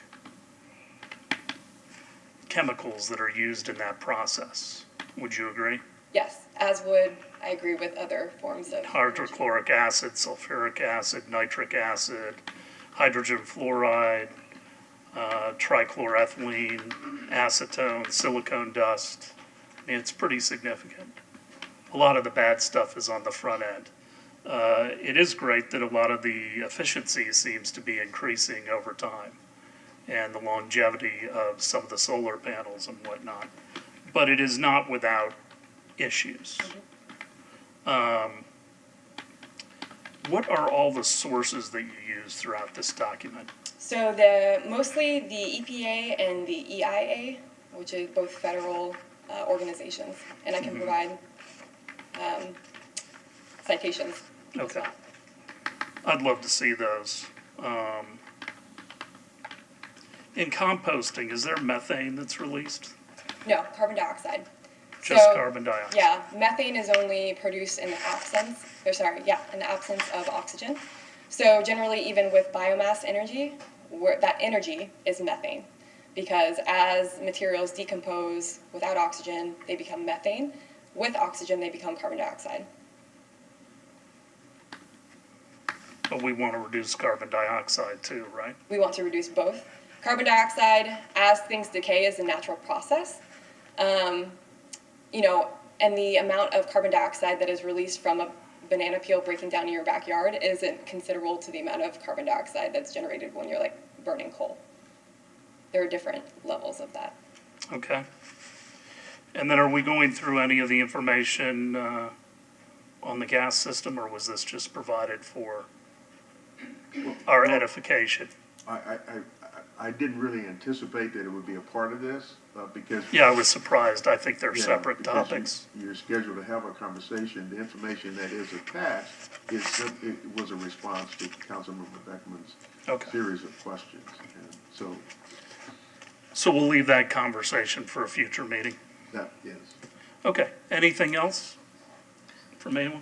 Councilmember Beckman? I just wanted to add that, it is true that there are some, we're learning about the process for solar panels, and you mentioned that it can be pretty caustic chemicals that are involved. But, there's also, first of all, as an industry, it's pretty much in its infancy, and there's all sorts of ingenuity and development in how to recycle those panels and and how to produce them more efficiently. And so, I'm very hopeful about that particular industry. And then, when we talk about caustic chemicals with fracking, where we get our natural gas, that's certainly, incredibly detrimental to the environment and to our health. And so, that needs to be taken into account as well. But I'm really hopeful on the solar panel and battery storage and people reusing those and developing a whole new industry and use for those things. Well, there's never a limit to our ingenuity, and technology always improves over time, so I expect that will happen in that industry as well. So, one last thing, though, about that document that was attached. So that struck me, the questions that I had submitted about the gas company. So it caught me a little off guard that it was on the agenda today. So that's going to be a future work session item to talk more about the gas company and our responsibilities and function and all that. Is that correct? Yes, that's correct. Remember, you all haven't had that conversation. Right. I just didn't know why it was attached. we took it off our philosophy discussion to have as a separate standalone item along with the advisory boards. Okay. Councilmember Hamilton. Well, I think, and I agree, that, technology today and, working on the new technologies for renewable and everything else are great. But I think I'm an old school guy, and I'm an economics guy. I also recognize I have family and friends that are in the business. The technological advances in old businesses is just as great. I mean, yes, we had the Deepwater Horizon issue in the Gulf, first one we've had, but the technology of exploration today is so much better, is so much more advanced than it was 50 years ago. You're talking from an economic standpoint, oil and natural gas employ, the industries of oil and natural gas employ somewhere between 10.3 and 10.5 million Americans. That's a significant number, and they're not low-paying jobs. And, that it's also responsible, according to the information I have, responsible for somewhere between 8 and 10% of our gross national product. That's economics that if you eliminate that, we got a lot bigger problems than renewable energy. So, there's positives and negatives to everything. So, to be, I have all, I absolutely agree with moving forward, technology, making advances and inventing new things. That's what this country's been made on. But I don't lose sight of what we need to have too. We've got to have certain things. So, that's the world I live in. I don't live in rainbows and unicorns are going to solve the world, are going to save the world. So, you've got to have an economic engine. You've got to be able to generate things to pay the bills and employ people. So, one of the things that might help guide this conversation further is, we have two overarching things, right? Sustainability, resilience. Mm-hmm. Sustainability, when we talk about reducing greenhouse gas emissions, renewable energy is brought up a lot. Resilience, in my mind, when it comes to energy, is diversification. Mm-hmm. So don't put all your eggs in one basket. We need to make sure that as a community, if a disruption happens somewhere on an energy grid or an energy chain somewhere, that we have other forms of energy to help us retain our essential functions. Mm-hmm. So yes, we need to concentrate on the sustainability discussion, but what might be an easier discussion to help also guide that is resilience and just diversification of where we're getting our energy. Councilmember Bunker. Yeah, I just wanted to point out that it's not unicorns or rainbows that are causing earthquakes in Texas and other Midwestern states from fracking. You know, it's these dangerous chemicals that get injected into the ground and destroy people's homes and cause them great harm. Yeah, things are. I'm not saying we shut it down, but we do need to be thinking toward the future, and not trying to find just the negatives about solar and wind power, but to realize that there are difficult issues in all forms of energy, and we should be trying to do the best we can to move forward, not backwards. Very good. Thank you for all the work you put into the presentation. Thank you. We appreciate it. Item 3.1. Approve a contract for purchase of 1.4 acre more or less parcel of land located at Hoyt Avenue by the City of Clearwater of certain real property owned by Intra-Urban Investments LLC with a purchase price of $290,000 and total expenditures not to exceed $296,000. Authorize the appropriate officials to execute same together with all other instruments required to effect closing and transfer funds from open space impact fees and recreation land impact fees to CIP 315-93133 parkland acquisition in a first quarter budget amendment. Mr. Halios. Good morning, Mayor, Council, Manager. Jim Halios, Parks and Recreation Director. The item that we have before you today is for the purchase of a property off of Hoyt Avenue that is adjacent to Eddie C. Moore Complex and the Chargers Field. It's roughly 1.4 acres. This meets our standard with property acquisition of being contiguous and advantageous to adding into our inventory. As you can see from the picture from the property appraiser's office, this property is directly adjacent to the current practice field that's utilized by the Clearwater Chargers. So there is a multitude of opportunity for us to be able to utilize this piece of property for the same or other recreational purposes. And I'll be happy to answer any questions. Questions for Mr. Halios? Councilmember I Hamilton. have a couple of questions. First, I think Hoyt Avenue, that's a great name for a street. But the parcel itself, according to the photograph, the aerial photograph, has a lot of basically trees and everything on it. Is it our intention to clear those trees to make this more of a functional athletic field? Yes, once we have a determination of if that is going to be the ultimate disposition of the property, then yeah, we'll be able to go in there and make any mitigations that we need to have it suitable for that type of purpose. And looking out for the neighborhood itself, we're not going to be designing any ingress and egress into that park from Hoyt Avenue or that neighborhood. No, typically there already is that one egress and ingress off of Moss Avenue.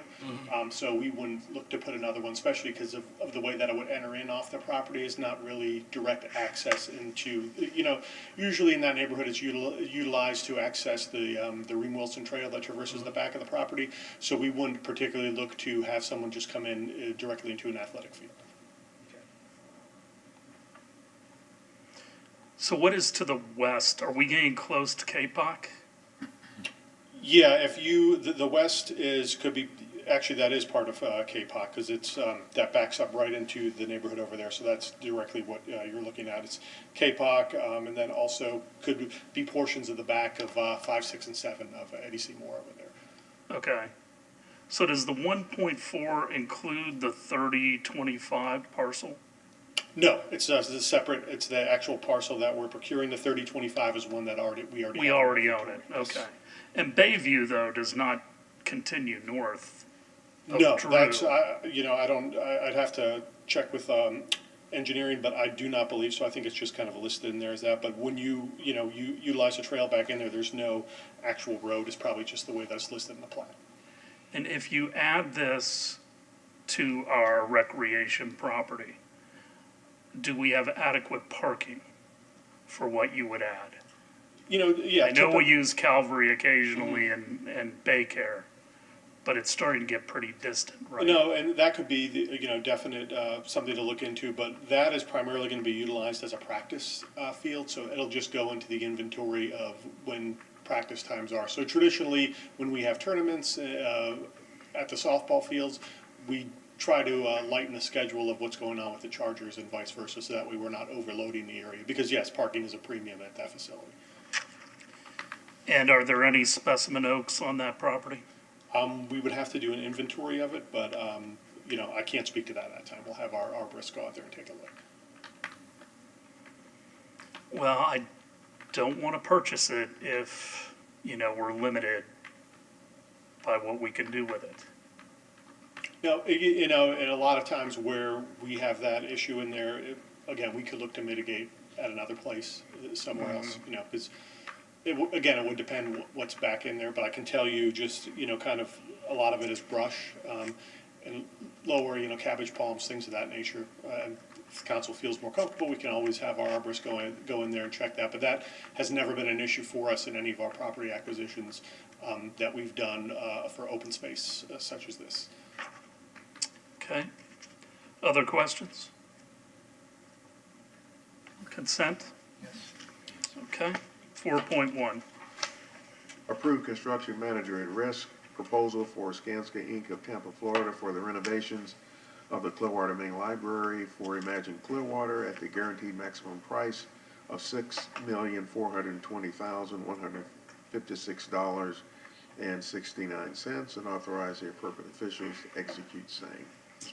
Mayor, Council, Michael Delk, Assistant City Manager. This is an item that, as you're aware, was continued. Mr. Kurtz is here from engineering if you want more details on this, as well as Ms. Obermeyer from the library, their library director. But kind of the bottom line at this point is that as we close the chapter on the design and prioritization of the park, and move towards the construction.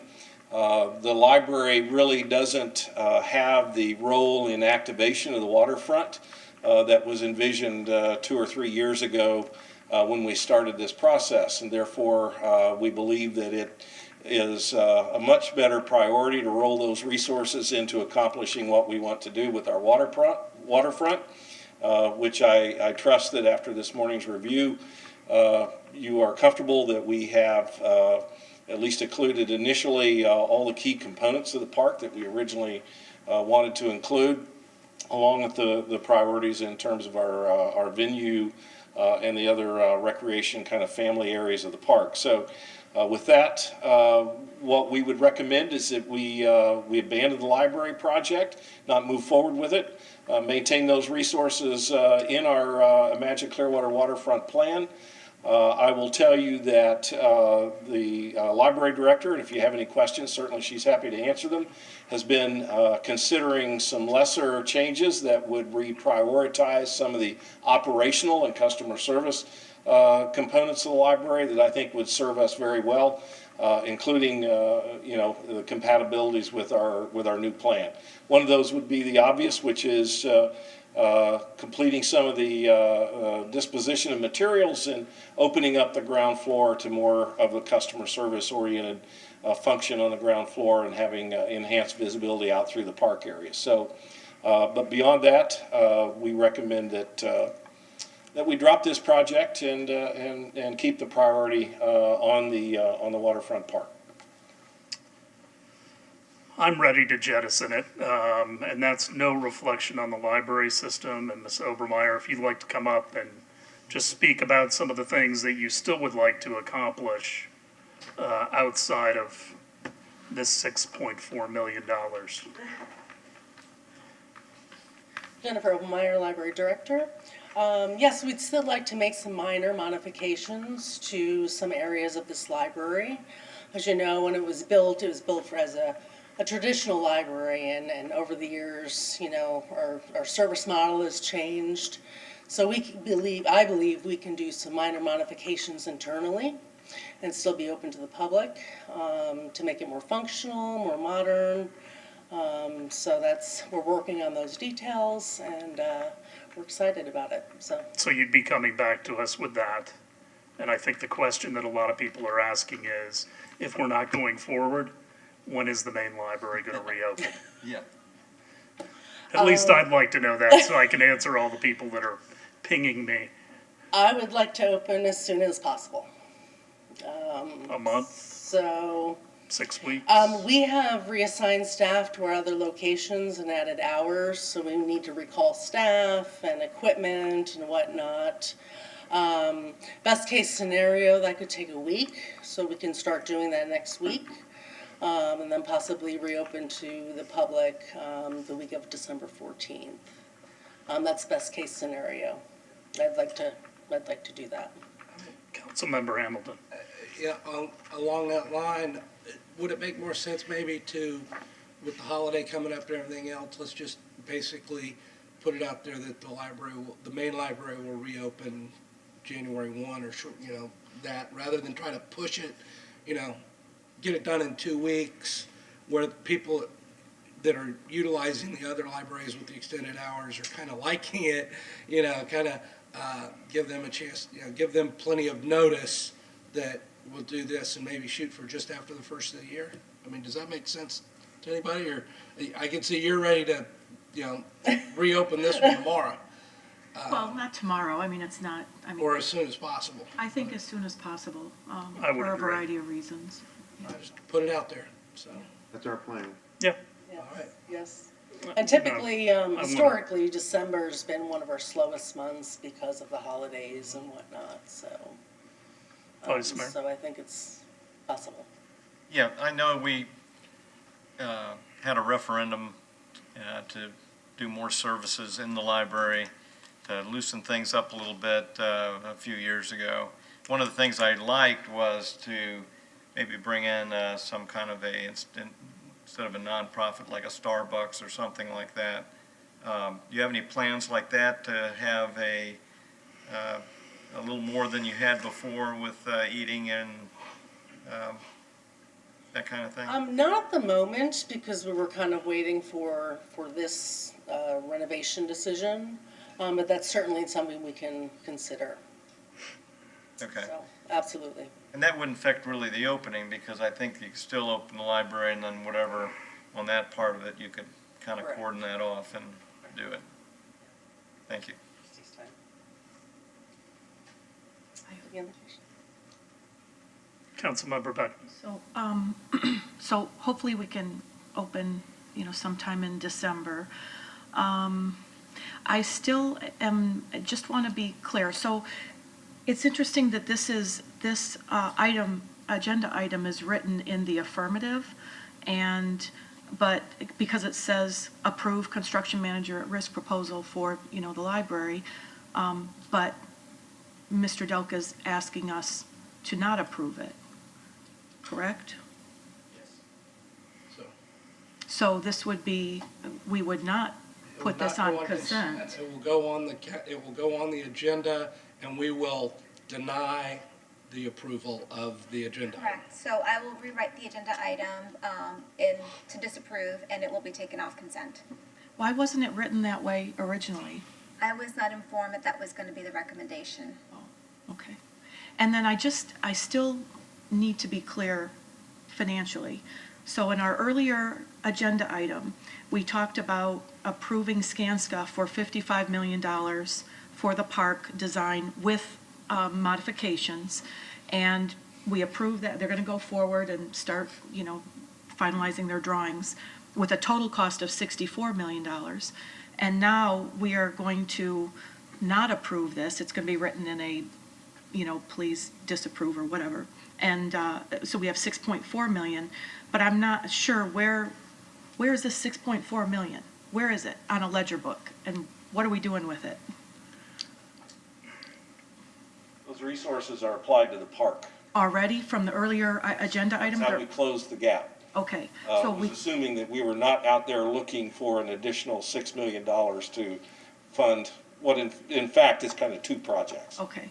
So we closed the gap before we voted no on going forward with the library. Just just to be clear, right? Well, I mean, I wasn't gonna, at this point, you had a project. Right, You had not decided to abandon the project or just, to take it off the table. So but that's what we're here recommending for you now, is that you take that project off the table. Those dollars are, excuse me, are already worked into. they are in the buildable park Yep. plan that matches your resources. Okay. That's where they are. I just wanted to be clear that that's where they were. And then, I think you and I had talked earlier, Mr. Delk, about the sunk cost that's been in this library, construction, and the meetings and the diagrams that are out there as we walk in here. So that's about $300,000 or so is that what? I think the total was 300 to 400 as I recall. Just to be, real transparent about that, okay. All right. How much is Included the building drawings the permit plans that we had done. How much has already been spent, though, on design of Imagine Clearwater? Because I don't think people understand how much has already been expended. Tim might be more, but I think the rough numbers are basically $10 million have been either spent or accounted, obligated. Hence the 55 that remains. Yeah. Okay. All right, we'll discuss this further on Thursday. Item 4.2. Award a construction contract to Gator Grading and Paving LLC of Palmetto, Florida for the 2021 roadway resurfacing project per invitation to bid in the amount of $2,550,000 for an initial one-year term with an option to renew for 3 additional one-year renewal terms on a unit price basis, and authorize the appropriate officials to execute same. Mr. Johnson. Good morning, Mayor and Council. The engineering department is responsible for the planning and implementation of our pavement management program. Areas identified within this year's program for resurfacing plan are priority based off of condition and geospatial proximity to each other. That's how I determine basically where we're going to go based off of the funding that we have. Given that we have $2.5 million for this project, that will give us approximately 10 to 12 miles of roadway and approximately 3 miles of new curb. I'm happy to answer any questions about the program or this item itself. Vice Mayor. Could I get a list of the projected roadway resurfacing for this coming year once you figure out what you're going to do? Just email that to me. Thank you. Other questions? Councilmember Beckman. Yeah, I had a question about, it's on the bid tabulation. Every once in a while, well, first of all, I looked up what DBE meant, which is down at the bottom of the spreadsheet. And so that means disadvantaged business enterprise. And I just, and from what my little reading over the weekend, it only applies to U.S. Department of Transportation? Is that correct? Or do you know anything about it? I'm not aware of that. Okay. I can dig into it more if you like. Okay, I can ask around or find out too. And then, when we have a yellow item on here, when you indicate a calculation error, how do we know where that error is or was, or how it was fixed? So there's a calculation error on the one that we're going with, Gator Grading and Paving, but I don't know where it was and how it got fixed. So our process typically when any project comes in is before we certify who is the low bidder, we check the math, because if you send out a spreadsheet to various people, inputting data into that spreadsheet is human error. Mm-hmm. So we make sure that there's no human error. And in this case, there was most likely just a computation error or a formula error in that spreadsheet itself. So. But it was minor enough? Okay. And then one last question. There were a number of residents that complained about some paving work in Morningside Meadows last year. This isn't the same contractor. No. I came to you guys last year for a similar request for 1 year with the option to renew for 3. And as you noted, the contractor did not perform to our liking, so we cut that short. Okay. And I'm back here, and we're back with Gator Grading, who worked our contract years prior to that. So I'm confident with their product and how they administratively handle business. Other questions? I just want to point out to all of our citizens, this is just an example of the road millage that we have in this city that's a little bit different from our neighbors that really keep our roads up at a higher standard. We dedicate that money, and I just wanted to be aware of that. Thank you. Consent? Yes. All right, with that, let's take a 10-minute break.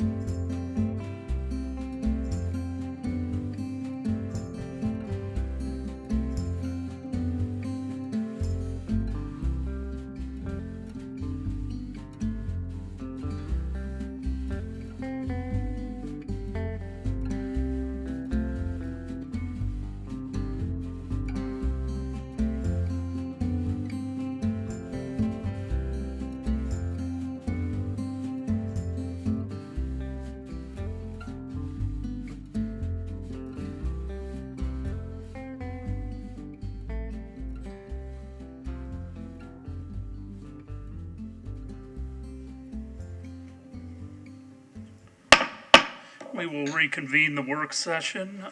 We are on item 5.1. Approve the Fort Harrison Avenue Complete Streets Study Final Report, a complete streets concept plan for Fort Harrison Avenue from Bel Air Road to North Myrtle Avenue, authorized transmittal to Fort Pinellas and other jurisdictions for the completion of the Fort Pinellas Complete Streets Grant Program Agreement, which was approved via Resolution 19-09 and adopt Resolution 20-37. Ms. Matzke. Good morning, Lauren Matzke, Planning and Development. So today we're going to present the concepts for the Fort Harrison Avenue corridor as part of the latest Complete Streets concept planning effort.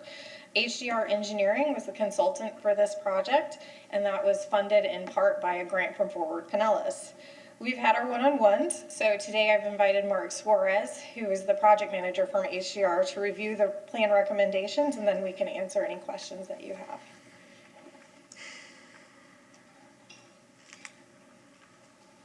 All right, good morning. Sorry, I'm going to let my glasses unfog for a second so I can actually see. Good morning to all of you. This was a really exciting project for us to work on with HDR. We've been working on it for the past year and a half or so, and excited to get your input today. So the first part is the complete streets. I'm sure you've heard plenty about what a complete street is, and all of the recommendations that we've presented in this planning study are consistent with the Clearwater Complete Streets Implementation Plan. Some of the design strategies that we utilized and evaluated for this study are shown on the screen here, including parklets, landscaped islands, bicycle facilities, intersection bulb outs, on-street parking, mid-block bulb outs, crossing refuge islands, and enhanced intersection treatments. Now, each of these design strategies provides their own unique benefit to enhancing a complete street, but working together in tandem actually helps to get you the most complete street that you can. We also looked at demonstration projects versus permanent installation projects. A demonstration project can be done with less money, maybe just paint, test it out, see how it goes. And then a permanent installation is just your typical kind of construction, design and construction project. Here's some examples of intersection bulb outs that were used delineators and painted corners to bulb out the intersection and give pedestrians more space when waiting to cross. There's also an example of a permanent installation. In this photo, you actually see how the drainage features were able to be maintained with the permanent installation. So there's ways around making things as efficient as possible. So the project recap, again, we did this study from Bel Air to Myrtle, about 3.2 miles. Some of the features along some of the destinations along this corridor, as you know, include the Seminole Boat Ramp, the library, and access to the beach, as well as Morton Plant Hospital. We did have a project visioning team that was made up of local stakeholders, city staff, and others, and residents.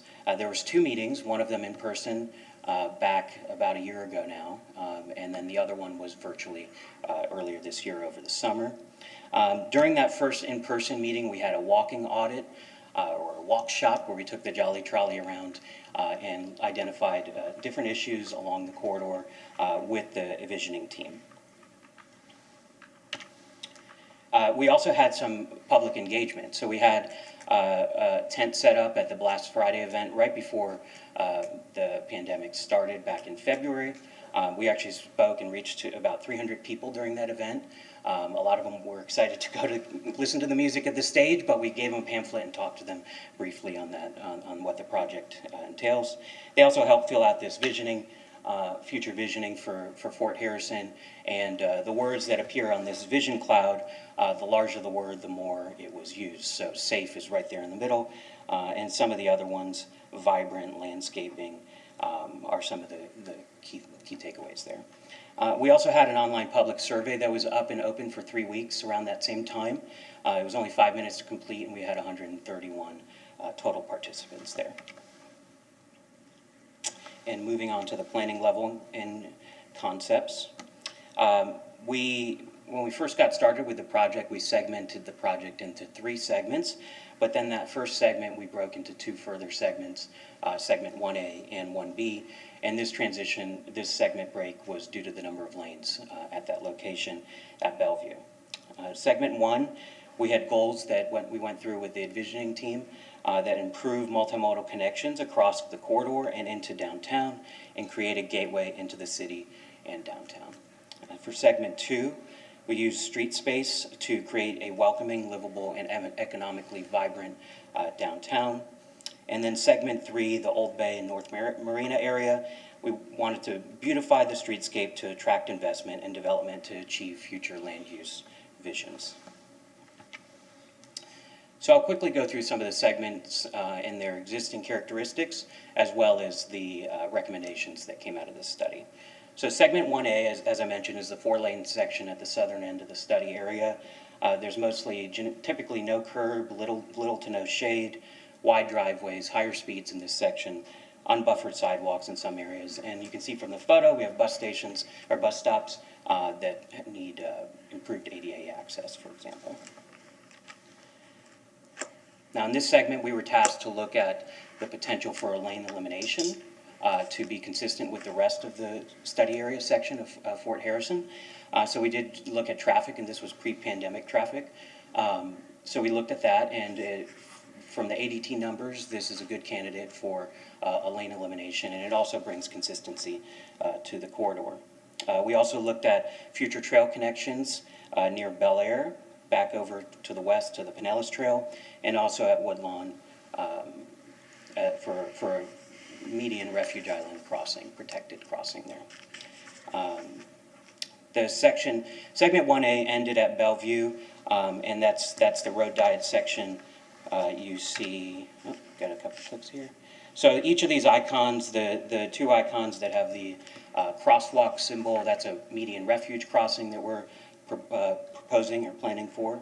And then the paintbrush there is the potential for an enhanced intersection at Bellevue. So this is the typical section for that existing 4-lane section of Fort Harrison Avenue. And what we did was kind of shifted the road to the west in this case. It helped with some of the curvature and also only impacted the one side, which is a nice, hopeful, cost savings or looking at cost to keep the costs down. Also in these sections that do have curb, there's a potential to maintain the curb, but I know there's maybe some other projects coming along the way as well that may disrupt it. And there's an example of a median refuge island with the RFBs that we're proposing. Segment 1B is from Bellevue to Chestnut.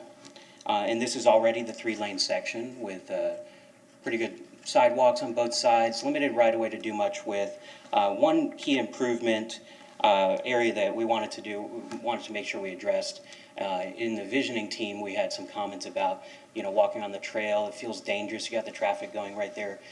So we wanted to try to provide a better buffer there.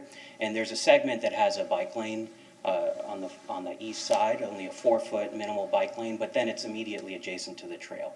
So most people are going to just use the trail there, so we thought we could use that bike lane to provide an additional buffer to traffic and the trail. And I think that's on the next slide, but I want to show here, we also identified that there's a good location here at the Pinellas Trail crossing on Lakeview, a little bit outside the study area, but I think it was important to identify to provide an additional median crossing, median refuge crossing there, as well as one north of Druid Road. And here's that location with the buffered bike lane. So you see the bike lane on the right side of the screen with the trail or wide sidewalk also adjacent to it. And so what we want to do is just move that curb in and provide that buffer. All right, segment 2 in the downtown core. Already a pretty pedestrian-friendly environment in this area, but there are some opportunities that we can go through here. So in addition to the refuge islands that we've shown here at Franklin, Park, and Hendricks, and some enhanced intersection opportunities, there is an option to take away the left turn lane, not the left turn movement necessarily, right? You can still turn left from the through lane, but take away the lane onto Cleveland Street. So coming southbound, going left onto Cleveland Street. And at that northwest corner of that intersection, there's some high curb that could be tripping hazard. There's not a lot of sidewalk space for that important corner. So, you know, there was some discussion as far as trade-offs, but we feel confident at least to present it here as an alternative. There's also, I know it's closed down right now with some cones out there. So, you know, there's potential to test that out without committing to a construction project in the future as well. So what that gets you, though, is potential for additional on-street parking on the west side, north of Cleveland Street, a nice big bulbed-out space on that northwest corner, and potentially some more cafe-type seating on the west side. So here between Court and Pierce, there's a similar opportunity. Right now, there's delivery trucks that are kind of delivering from the center turn lane. They have to cross the road. Then you have drop-off zones for the activities that are there that actually infringe kind of on the sidewalk space. It's not really a drop-off lane. It's kind of cars just kind of pull up onto the sidewalk. So that was another opportunity that we saw during this study and identified early on as a potential to eliminate that northbound left to provide a more appropriate drop-off space that would be safer for pedestrians that are just crossing through there, as well as getting the delivery vehicles outside the middle of the road. And so that's what this downtown core concept, which removes the left turn lane, not necessarily the movement of turning left, going northbound and then left onto Pierce. So finally, we have segment 3. From Drew Street to North Myrtle. And this section is wide and straight and not a bunch of activity going on right now. So we noticed some speeding issues. So we pulled out the playbook of what speed management criteria FDOT is utilizing right now, which one of them is horizontal deflection or chicaning. And that's what's presented here. So along with some other opportunities for median islands, the key feature here is taking that space for the existing three lanes and providing landscape islands on the outside that deflect traffic back and forth, meeting all the transition criteria that you would need for a roadway. But this is a way to design to the speed you want instead of putting a speed limit sign or trying to use enforcement. I mean, this is a way to try and get drivers to drive that speed. So this concept maintains the existing curbs, so there could be some rain garden type situations in these islands, but mostly it's trying to maintain the existing curbs, keep costs down without trying to relocate all the inlets, and et cetera. So that's the short of it. So any questions? Questions, comments? Councilmember Hamilton. Well, I know when we first started talking about complete streets, the concept and the way it was, I recall it, it was to make the roadway and the travelway more user-friendly for cars, bicyclists, and pedestrians. This plan, I get the impression that if you're on a bicycle, we're telling you get on the trail and take the trail. Don't take this roadway. I'm not sure, is that what we want accomplished? Do we not want people riding bicycles on this part of the road? Because the plans I'm seeing don't really address bike lanes as much as previous complete street plans that I've seen on other roads. Yeah, and of course there's limited right-of-way, right? We can only fit so much through, with the right-of-way that's there. So in a perfect world, we would have all the facilities and dedicated facilities. I think you're fortunate with having the Pinellas Trail pretty close and adjacent to this area. And I would think that most recreational riders, we've called them before casual cruisers, just going out for a Saturday or Sunday ride to maybe a restaurant or brunch. I think they're feeling more comfortable on the trails. Even DOT now is starting to look at their criteria when it comes to bike lanes on road, and it's starting to depend more on the context and the speeds. So even now they're starting to say, hey, okay, maybe a side path or a trail facility is better for this situation. With the northern segment in the Old Bay area, we don't specifically have bike lanes called out, but I would argue the chicaning and the horizontal deflection that will hopefully get drivers to drive the speed they're supposed to in that area will in turn make use from a pedestrian's perspective and a cyclist perspective more comfortable. So, maybe it's not bike lanes, but I think we've improved the comfort level is an important factor. Councilmember Beckman. I think I echo, I can understand Councilmember Hamilton's concerns about not seeing as many bike lanes and kind of steering people onto the trail, which is fine. I use that trail. I go that route all the time. But maybe what you could consider or think about is signage that would direct people downtown for the Restoration Cafe or, restaurants or whatever. Because they need to know that Yeah, and it's just, a half a mile with, I totally agree. There was discussion as far as wayfinding, not only for bicyclists but pedestrians in some of the earlier visioning team meetings, and that was something that I believe made the final cut of the report. So there's some information there as far as wayfinding and enhanced wayfinding for that. Other questions or comments? I think it looks great. I like it. So, I'm the party pooper. Because I'm the one that lives right next to this, and I'm actually the one that lives with all the consequences. And I'm not speaking for me, so necessarily, but I remember when we swapped with FDOT, Myrtle, and Fort Harrison, and all the changes were made, and we were assured that traffic would move better on Fort Harrison, and that it would be safer for bicyclists. How could you argue with that, right? That's what the experts said. What it did is it pushed a lot of traffic into the neighborhood. Enormous amount of traffic. Had lived there for 5 years prior to the changeover, and now the traffic that goes through is just extraordinary. Why? Because Fort Harrison doesn't work. We went from 4 lanes to 3 lanes with a center turn lane. And the throughput was supposed to be the same because now no one would be stopped. The problem is Court and Chestnut gives so much precedence to east-west traffic that there's no room for stacking anymore. We used to be able to stack north-south specifically between Court and Chestnut. Now people block the intersections even outside of peak during spring break.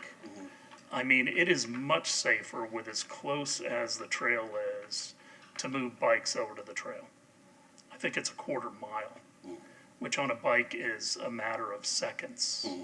And now you don't have as many interactions with vehicles going into Publix, all the different plazas that are on Fort Harrison. So there's greater chance of an accident with a bicyclist. So I support all of that. Talk me through, again, going through segment, going to Bel Air Road. Where does it go to 2 lanes? Sure. Going southbound. Is it going to be a through lane and a left turn lane onto Bel Air? Or is it going to be a single lane, both directions? So here's that more detailed concept that's on the screen now. So it's a through, right now the through lane south to continue onto Fort Harrison with a left turn onto Bel Air. So it drops the lane, it doesn't ever open up to the second lane, if that makes sense, when you're coming southbound. Our traffic analysis looked at the segment of Bel Air to Bellevue from a segment perspective, and it's really pretty negligible. At that intersection specifically, we showed additional delay of a few seconds. So we're not. Heard that story before, but go ahead. Yeah, you know, they're all assumptions and predictions, right? So that's also assuming a certain percentage of growth, which I think when we look at this area, when we look historically, that growth is actually kind of stagnant or from a traffic perspective. So, you know, I think I guess I've said, yeah, a little bit additional delay at that intersection overall on average. So. I'm not crazy about the plan, personally. I don't mind it from downtown north. From Drew Street south, I'm really not thrilled about it. I think we're gonna get a lot of complaints once this is done. I don't know that it's gonna mitigate all the problems that we're concerned with. I am concerned with, and I know you've talked to the hospital. There are a lot of emergency vehicles obviously going into Morton Plan. I don't wanna inhibit them in any way. Yeah, and just so from a traffic perspective, nothing that's presented north of the road diet section really has any kind of meaning, any change in traffic than what's out there today. I mean, we're doing some bulb outs, we're doing some islands that will help pedestrians cross. You know, you do have the 2 optional left turn lane removals in the downtown core area. But from a traffic perspective, really the only thing that's affecting it is that Bellevue to Bel Air. The other things are kind of whatever's existing today. Yeah, that's one of the other issues is that Pierce Street, northbound left turn lane. I'm concerned about that. We've closed down Cleveland Street. Obviously, I don't know if that's going to be a permanent closure. I know there's different opinions on that, certainly from our staff. But eliminating that left turn lane there, we have reduced the routes that Pierce 100 and Water's Edge can take. And now you're going to make the through lane the left turn lane. I just think that is a conflict that we're going to regret with moving traffic. And you add into that, imagine Clearwater, and hopefully the additional traffic that we're going to be generating there. I think that is a mistake. Sure. And the redevelopment of the old City Hall property, without knowing exactly what that's going to be yet, that left turn onto Pierce. I just think it's a terrible mistake, and I'll never support that one. Sure. Vice Mayor and then Councilmember Beckman. Oh, you didn't? I thought you were waving your hand. Go ahead. Aren't some of these going to be trials? I mean, what percentage of these ideas are going to be trials before they're permanent? So we talked about permanent versus demonstration or pilot type projects. None of that has been addressed as far as what should be what. I think staff has been talking, internally about what they could move forward. So again, a lot of them can be trials. I mean, there's trials for any of these options, including the left turn lane idea. So there's trade-offs. There's conflicts with vehicles. Right now we have conflicts with drop-off zones and pedestrians. We have conflicts with delivery trucks and traffic that are, wheeling packages across the street in the middle of the block. So I think there's always going to be conflicts. It's really just a matter of trying to walk that tightrope. So it's still up to be determined what's actually could be a pilot, what should be the pilot.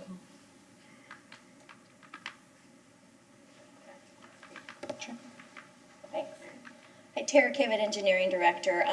As mentioned in our one-on-ones, to follow up on the presentation for Complete Street Concepts, we plan to look at these ideas and incorporate them in the bigger picture infrastructure replacement project in the Fort Harrison corridor. And so that design will be in the year of 21, and then construction in the time range of 22 to 25. So we'll have plenty of time to look at some of these options.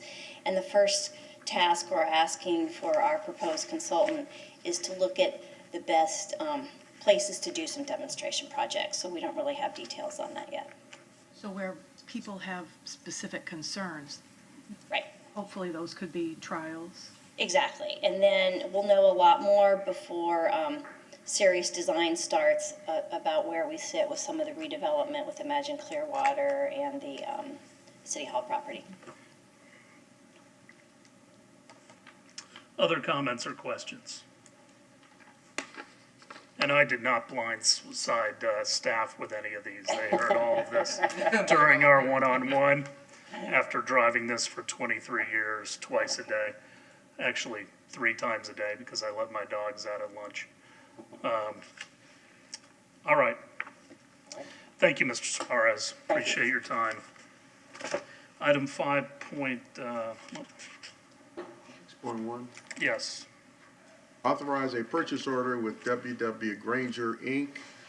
for the purchase of maintenance, repair, and operating supplies in the initial not-to-exceed amount of $131,250 beginning December 4th, 2020 through June 30th, 2021, with the option for 2 one-year extensions in the annual amount of $225,000 through June of 2023 per Clearwater Code of Ordinances, Section 2.5641D, Other Government Entities Bids, and authorize the appropriate officials to execute same. Mr. Gardner. Hi, good morning, Council. Rich Gardner, Assistant Director of Public Utilities. This contract is for the purchase of various maintenance, repair, and operating supplies used in water and wastewater systems. It's a piggyback off of Florida Department of Management Services contract. It's a 1-year contract through June 2021, and with an option for 2 one-year renewals. I'm asking for your approval and happy to answer any questions. Any questions? Councilmember. I just have a Beckman. learning question. What does Florida discount mean when you're talking about these products? It's the discount we get, I guess the vendor calls it a Florida discount.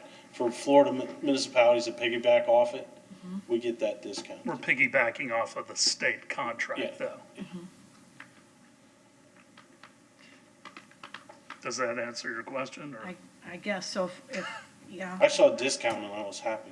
Well, yeah, discount is good. I just like to understand why. Okay. All right. Thanks. Any other questions? Consent? Yeah. Thank you. All right, 7.1. Appoint one member to the Environmental Advisory Board with a term to expire October 31st, 2024. Council members, Ms. Pimley, who is serving on the board, has resigned and does not wish to serve another term. You have applications from Sheila Sullivan, David Farrar, Martin Armstrong, Nils Kushta, Nicholas Hasserb, and Dina Stanley, Erica Escamilla, Glenna Wentworth, Mohammed Abdur Rahim, and Helen M. Burgery for your consideration. I'd like to see Ms. Wentworth on this one, personally. I would support that. But I have no problem with that. The other one that stuck out to me was Mr. Abdur Rahim, but I'm comfortable with Ms. Wentworth myself. Martin Armstrong stood out to me as he was had a doctorate in environmental consultant for land development. But we got a lot of people on this one, 10 applications. Yeah. So got some qualified people. Sheila Sullivan is good as she's probably younger, a graduate student in sustainability.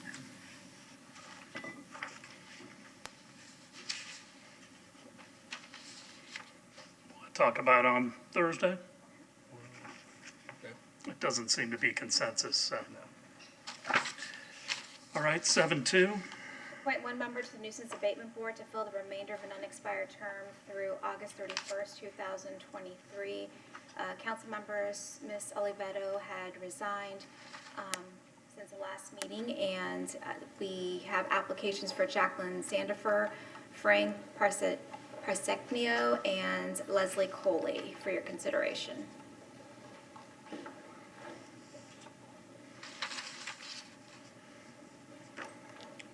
I I like like Ms. Mrs. Sandifer's application, but I could go with that one. I prefer Ms. Coley. I think diversity would be good on this one. And she's a small business owner, lives in an apartment in the Lake Bellevue community. I look at, we've already got 4 people on that board from that zip code. 4 of the 6 members, that we'd be adding another one from that same zip code. I'd be a little more comfortable getting out of that zip code for this appointment. Probably Ms. Sandifer. I'd love to see Leslie Coley on some board, but I Yeah. think Sandifer is the best choice for this one. all right, we'll talk about it Thursday. Appoint one member to the Municipal Code Enforcement Board with a term to expire October 31st, 2023. Council members, Ms. Cole has resigned since the last meeting, and for your consideration, there's applications for Greg Brown, Robert Ferrer for your consideration. Ms. Call, are we doing an exit questionnaire, or I don't want to say interview, but an exit questionnaire for board members, I think that are termed out, but also ones that aren't going to continue on? I'd really like to get that feedback. We That's something currently we've don't, done with all of the boards that I've been on previously, because as they're leaving, they're very free with opinions, and I think those can be beneficial. We'll start collecting that information as they leave. They may not be willing to give it, but I think it's nice to ask, and it can be beneficial to us. Well, both Greg Brown and Robert Farrar have been on other, applied to other boards and have been turned down, so. Greg, Mr. Brown is currently serving on the Nuisance Abatement Board. Now, that board does meet at least twice a year, although because of COVID and also because of the process, it has been working. So it's kind of like the Brownfields Board. It meets when needed. Do we allow you to serve on 2 boards? We do not allow you to serve on 2 boards, but given that they are not currently meeting, if Mr. Brown is appointed to this board, I have time to find another applicant. Same thing would happen with Ms. Oliveto. She just didn't have the time to serve, and so that was one of her reasons why she had to resign.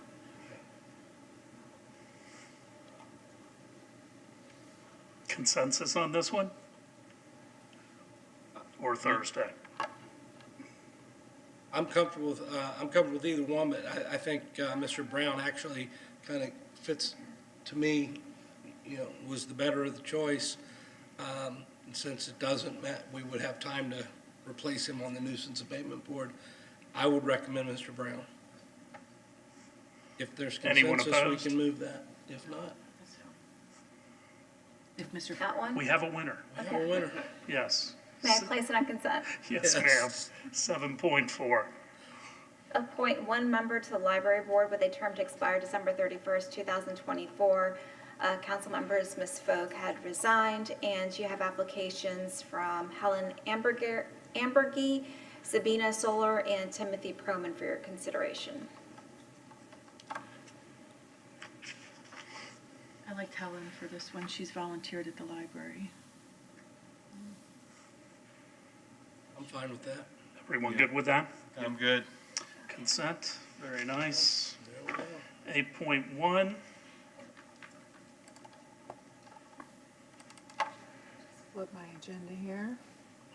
Approve an amended agreement for red light camera hearing officer services with Nancy Mag Esquire to increase the monthly retainer to $500 and authorize appropriate officials to execute same. Council, Ms. Mag has been our hearing officer for the red light cameras since 2013. In 2000, maybe it was 11. Let me just pull that up real quick.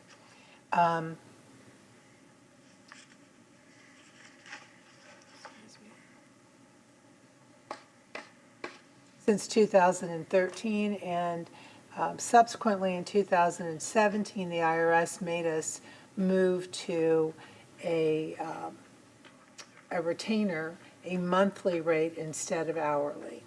And at that time, we did $300 a month. She has not had an increase during that time period.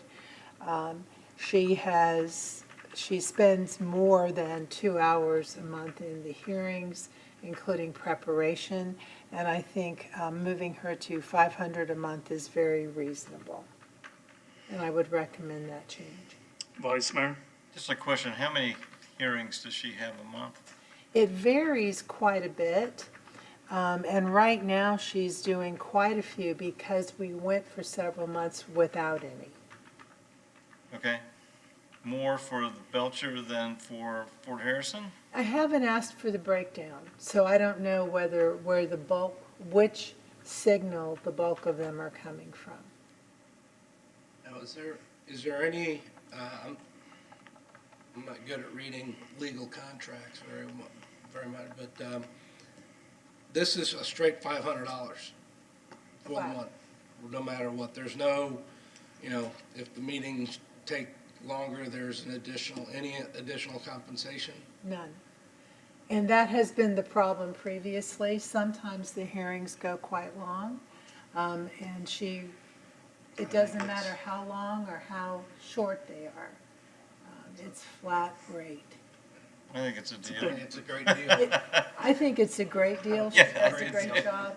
She has a lot of patience with people. Yeah. And so I think she does well for us. Consent? Yeah. 8.2 is the emergency proclamation. Any question about that? That's Groundhog Day. Any questions on second readings, 8.3 through 8.9?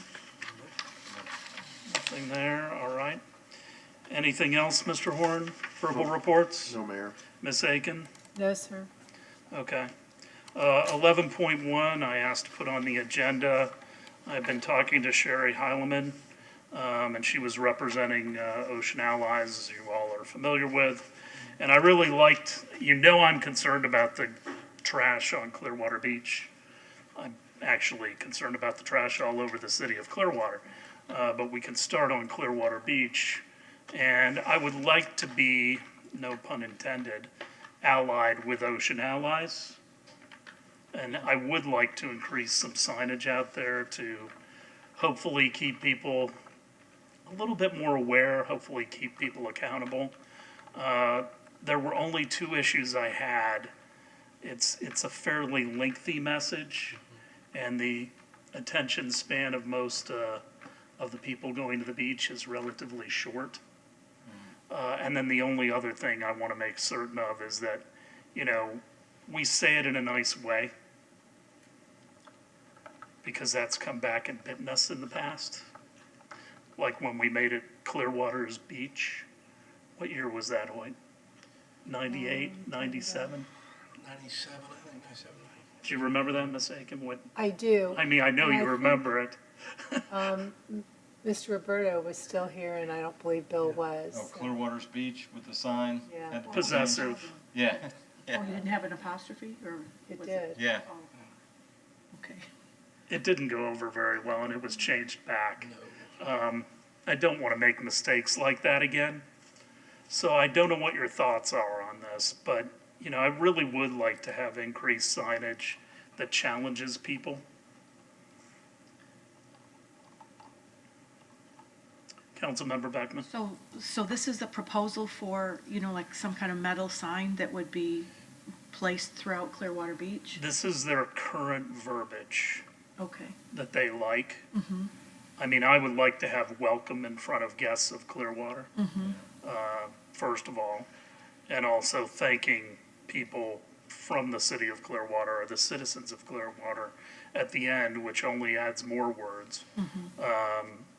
Ms. Heileman said that she would let us wordsmith it, and then it could be taken back to their board for approval. I would like to stay connected to them because I think that's beneficial. But I'd also like to get your all's opinion.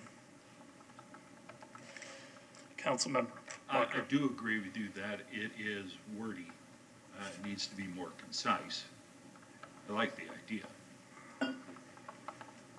Councilmember Beckman. I'm all about signs, as you guys know. I spent my whole summer making signs about getting out the vote and empowering people. And from my experience, which is limited, but you know, it's about sending messages, positive messages. I feel in my heart that signs that are created by people, children, that have a homemade quality, really grab people's attention. You know, and you know, I'm not talking grade, you know, third or you know, 8, 9, 10-year-olds, but maybe a little older. But I think having different signs throughout the beach is better than just one again and again. You know, that's just my opinion. I think fewer words.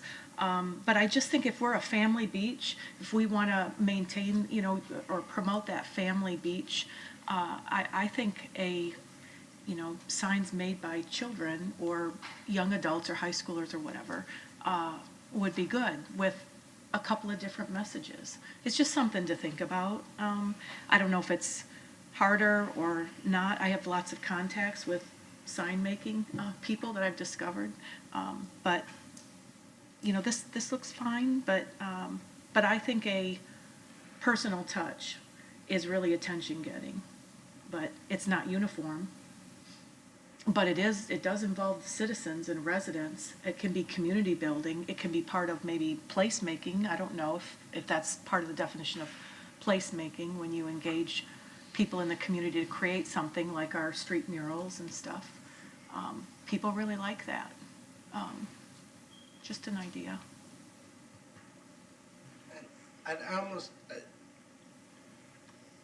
I'd like to wordsmith this for sure. But I think it almost needs to be generic in not just say visitors and not say, you know, this, I mean, this is anyone while they're on the beach. And I think, you know, the businesses on the beach could, if we come up with the right verbiage and signage, I know, you know, I'd be happy to put this sign inside the Palm Pavilion that tells our customers, who are both local and visitors, you know, while you're here, this is what we like. This is what we'd like you to do. This is, you know, be mindful of this or whatever. But, you know, and other businesses on the beach as well, up and down. But I don't think this should be geared strictly towards quote-unquote tourists. I think it's, you know, our locals as well. Sure. Need to be reminded. And we may have more problem with our locals than the people that visit, but I kind of agree with that. I mean, signage doesn't always work. Great example I love to give is we have a sign. There's a sign right in front of the big sand dune next to the Palm Pavilion. It says, state law says you can't climb on the sand dune in there. But guess what? There's paths up to the top of it, and there's always people, you know, kids running up and down it and everything. So, you know, signage doesn't always work, but, you know, if we can do things to, I mean, you could even do you know, some businesses may elect, if we get the verbiage down on this, to print up table tents and put them on each individual table inside the restaurant or something of that nature. You know, just a way to get that message out. And I would, you know, I'm good with all that, so.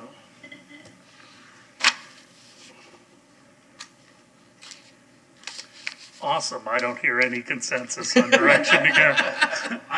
I also think there are people, though, the first time I read this, I take this pledge. you know, in an era where we say, please wear a mask, can cause outrage, saying, okay, take this pledge with me. I think there are a lot of people who won't read any farther than that. You know, it's just, okay. I don't have time to read this whole pledge and figure it all out. Well, I think it's So too something long, and should- I don't think people will read it, unfortunately. I mean, that's was my first take. I just, and there's always gonna be a jerk factor, which I think goes to your point. You can have a sign, but there's gonna be 2% of the public that just, it doesn't matter, unfortunately. They're gonna do whatever they darn well please, you know. But I think the large percentage of people, if they're reminded, will be a little bit more mindful of being respectful of the beach. And that's kind of what I'm looking for. Yeah. So let me, go back to Ms. Solomon. I'm going to talk to Joelle a little further, even though she doesn't want to join into this conversation right now. She's glued to her chair. And then maybe bring some different ideas back to you. Does that sound okay? Right. Yeah. All right. Item 11.2, Councilmember Beckman. Okay, signs again. So I think we got a lot of positive reaction from the Go Vote message on our old City Hall building, which is not the most attractive building from that side on the bridge. And so I thought it'd be nice to have another message up there. And so I sent you all some ideas, just kind of 2-word ideas. Certainly the number of characters or letters or spaces, or letters, are longer than Go Vote, so I don't know if they'd work font-wise. I don't know if you guys are on board with it, but I just thought I'd mention it. I think a little positive energy up there is a good thing, so. I like it. You like it? Well, good. You had said, I think Councilmember Albritton, you just wanted people to be kind again or nice again or something, so, but, yeah. And then the invest here is like, I put that on there. I didn't share that one with you all, but, if we have to do that, but. What do you guys think? Well, I think the message needs to be, it has to involve community-wide. It can't be for site-specific events type thing. I like, when the Bolts are in the playoffs, or hopefully if the Bucks get to the Super Bowl or something, and if, we'll get that one that kind of printed up stuff. right now. Yeah, don't print it just yet. But, those type of things, and the Go Vote was great. But to be honest, the people that are going to see that the most are people that live out on the beach. People that live in Countryside and Morningside, unless they go to the beach, and a lot of them say, I don't go to the beach anymore because, the old Yogi Berra, nobody goes there anymore, it's too crowded. And, so a lot of those people would never see it. So I think the message needs to be, as long as it's something that is the whole community gets behind and it sends a message for that, I'm okay. But I'm not sure it needs to be a ongoing. There always needs to be something there. But Well, the messages that I propose, so I think these are pretty universal for the whole community. So I have like kindness matters, moving forward, you matter, treasure today, be kind, think positive, shine on, aim high, just imagine, which is kind of cool. I mean, if we're going to tie it into Imagine Clearwater, keep smiling, and then my least favorite, invest here. But there you go. aim high sounds like an Air Force recruiting. Okay, yeah. I don't wanna- yeah. Probably not that. But be kind, think positive. Kindness matters is real nice, but that's a whole bunch of letters. Ms. Aiken. So our code has a limit on the kind of sign, or the signage that we can have. And we have the authority for governmental signs, governmental purpose. So the Go Vote is clearly a governmental purpose. Other than that, we're not allowed to have temporary signs on public property. So, Ms. Clayton and I just had a brief discussion about that. So I think you have to be very careful about what the messages are in order for them to be a governmental purpose sign. So Go Vote is, I'm not sure Be Kind is, and I just picked that one because I remembered that one, and I like it, but we have to focus on what is the governmental purpose. Well, how is Go Bolts, and how is that a governmental? Well, I don't always get consulted. And neither does planning Okay, always get consulted. okay. But just imagine we could make a case for it being governmental. Since possibly, I mean, and the decision on that is the manager's decision. But we do have to be careful to avoid challenges to our whole sign code, because that's the consequence. Right, we limit businesses Yeah. We and do. other organizations. We do. And that was gonna be the only thing I was gonna comment on, is that we have a pretty high threshold. We do. We've been through lawsuits back during the billboard era.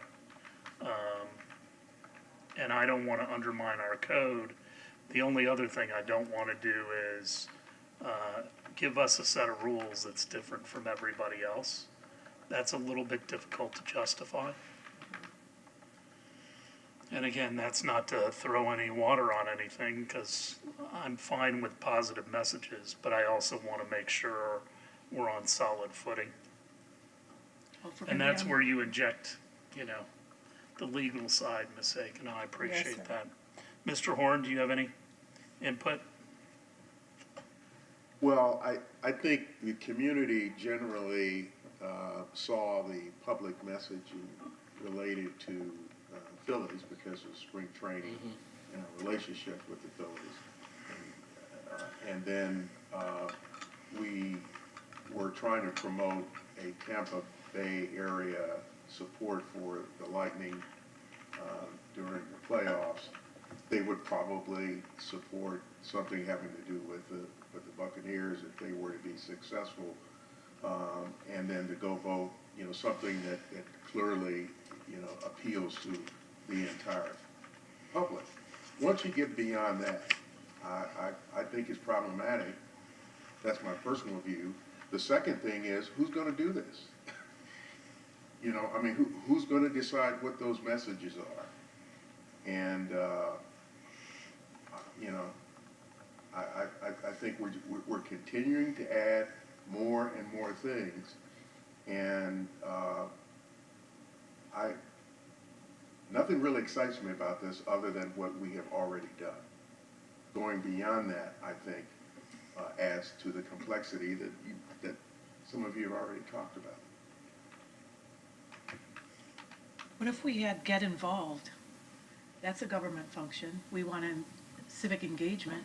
I mean, I don't know. It just seems like a pretty cool opportunity to have a message there. The other banners up there have been really eye-catching. I mean, this isn't a do-or-die issue for me, but it just seems like, I think people who see those banners like them. I think it adds a little something. And it's no cost, I mean, the cost is negligible, I'm sure, for a banner. Like $400 a banner maybe or something, I don't know. Oh, no, I was questioning the cost. Is who is going to be given the responsibility of determining what those messages are going to be? Oh, I could take it on if you want. No. Well, actually, Bill, under the code, that would be you. Well, that's what I'm speaking And, up. and I think that's not what you're comfortable with. You don't want to do that, yeah. It's okay, I mean. Well, but, I mean,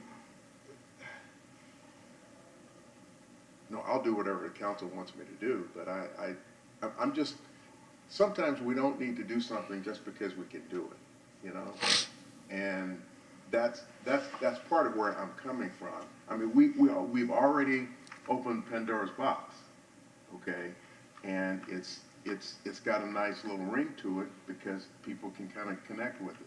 It's the issue is going beyond, and how do we explain what we're trying to accomplish going beyond? I mean, do we really need to do it, or is it, I mean, again, COVID, pandemic, I mean, people could be, pretty bummed out. So maybe these positive messages, have a benefit. I'm just trying to understand the framework that's going to. Well, it definitely falls under needs versus wants. Okay. I mean, it's something that we just have to decide either we want to do or not. Councilmember Hamilton and then Councilmember Bunker. Well, I know, and Gina, you can probably answer this question better than anybody. What it comes down to a lot of times is, again, why can the city do it? I can't. If I wanted to drop a sign on the side of the Palm Pavilion that said whatever, but it didn't have anything to do with, it didn't have anything to do with the Palm Pavilion, but it just drop a sign on the side of the building, how long would I be able to leave that up before the city said, hey, you can't have that because it violates, the sign code by putting a message on the side of my building? Gina Clayton, Planning and Development Department. Businesses are allowed to have 4 temporary signs, and we don't regulate what you can say on those signs. So you could put on your business a temporary sign that says "Be kind." It could say "Go Raise." It could say "Down with Clearwater Council." It could say whatever. We don't regulate the content. That's a leading candidate right now, by the way. And how long would it be allowed to stay up? There's no limit on that. Really? Right, so if you recall, we amended the temporary sign code due to a Supreme Court case, about probably 4 years ago. And in that code, this is when we codified the concept of a government sign. And that's what we operate under for our own property. We don't allow temporary signs on governmental property, on publicly owned property, or on the right-of-way. So the types of things that constitute a government sign are things that are erected by an order of a public official or a quasi-public entity at the local government level and the performance of its duties. The definition goes on, but basically it says including but not limited to wayfinding, non-commercial signs identifying a government building or service, traffic control signs, street name signs, warning signs, safety signs, informational signs, traffic or other directional signs, public notices. That's pretty much it. Pulled that up fast, and I didn't let you know that question was coming. Damn. But that's what a government sign is. But yes, all businesses and all residential properties are allowed temporary signs, and they can say whatever they want to on those signs. Councilmember Bunker. I love the idea, and there are a lot of things in your list that I thought worked well, like be kind. But to have them up there constantly, I'm not sure that that's going to be a good idea. It was very clever and important after Go Bolts to change it to Go Votes. I mean, Go Vote. I mean, I think that was eye-catching and served a purpose. But if you leave them up all the time and change them from time to time, you have to keep coming up with something that people are going to want to see, or they'll, not just tune them out. They'll go, that message wasn't as good as the last one. So I think they lose the impact if there's something up constantly. The Go votes were $758 for the two of them, just it's not bad. for information. Vice Mayor? I got a solution that I will bring up Thursday night. It's a tease. Well, we will wait with bated breath. I guess this is on the agenda for Thursday night now. Or is it going to be your closing comment? It might be my closing comment. Does it involve dynamite? Does it relate to City Hall? You have to wait till Thursday night. Well, why not discuss it now? You have to wait till Thursday. Discuss some I'll things that leave it on the agenda for Thursday night then? That's fine. Any other items that are not on the agenda for a future discussion? No? All right. And with that, we are adjourned. We'll see you all Thursday night. God bless.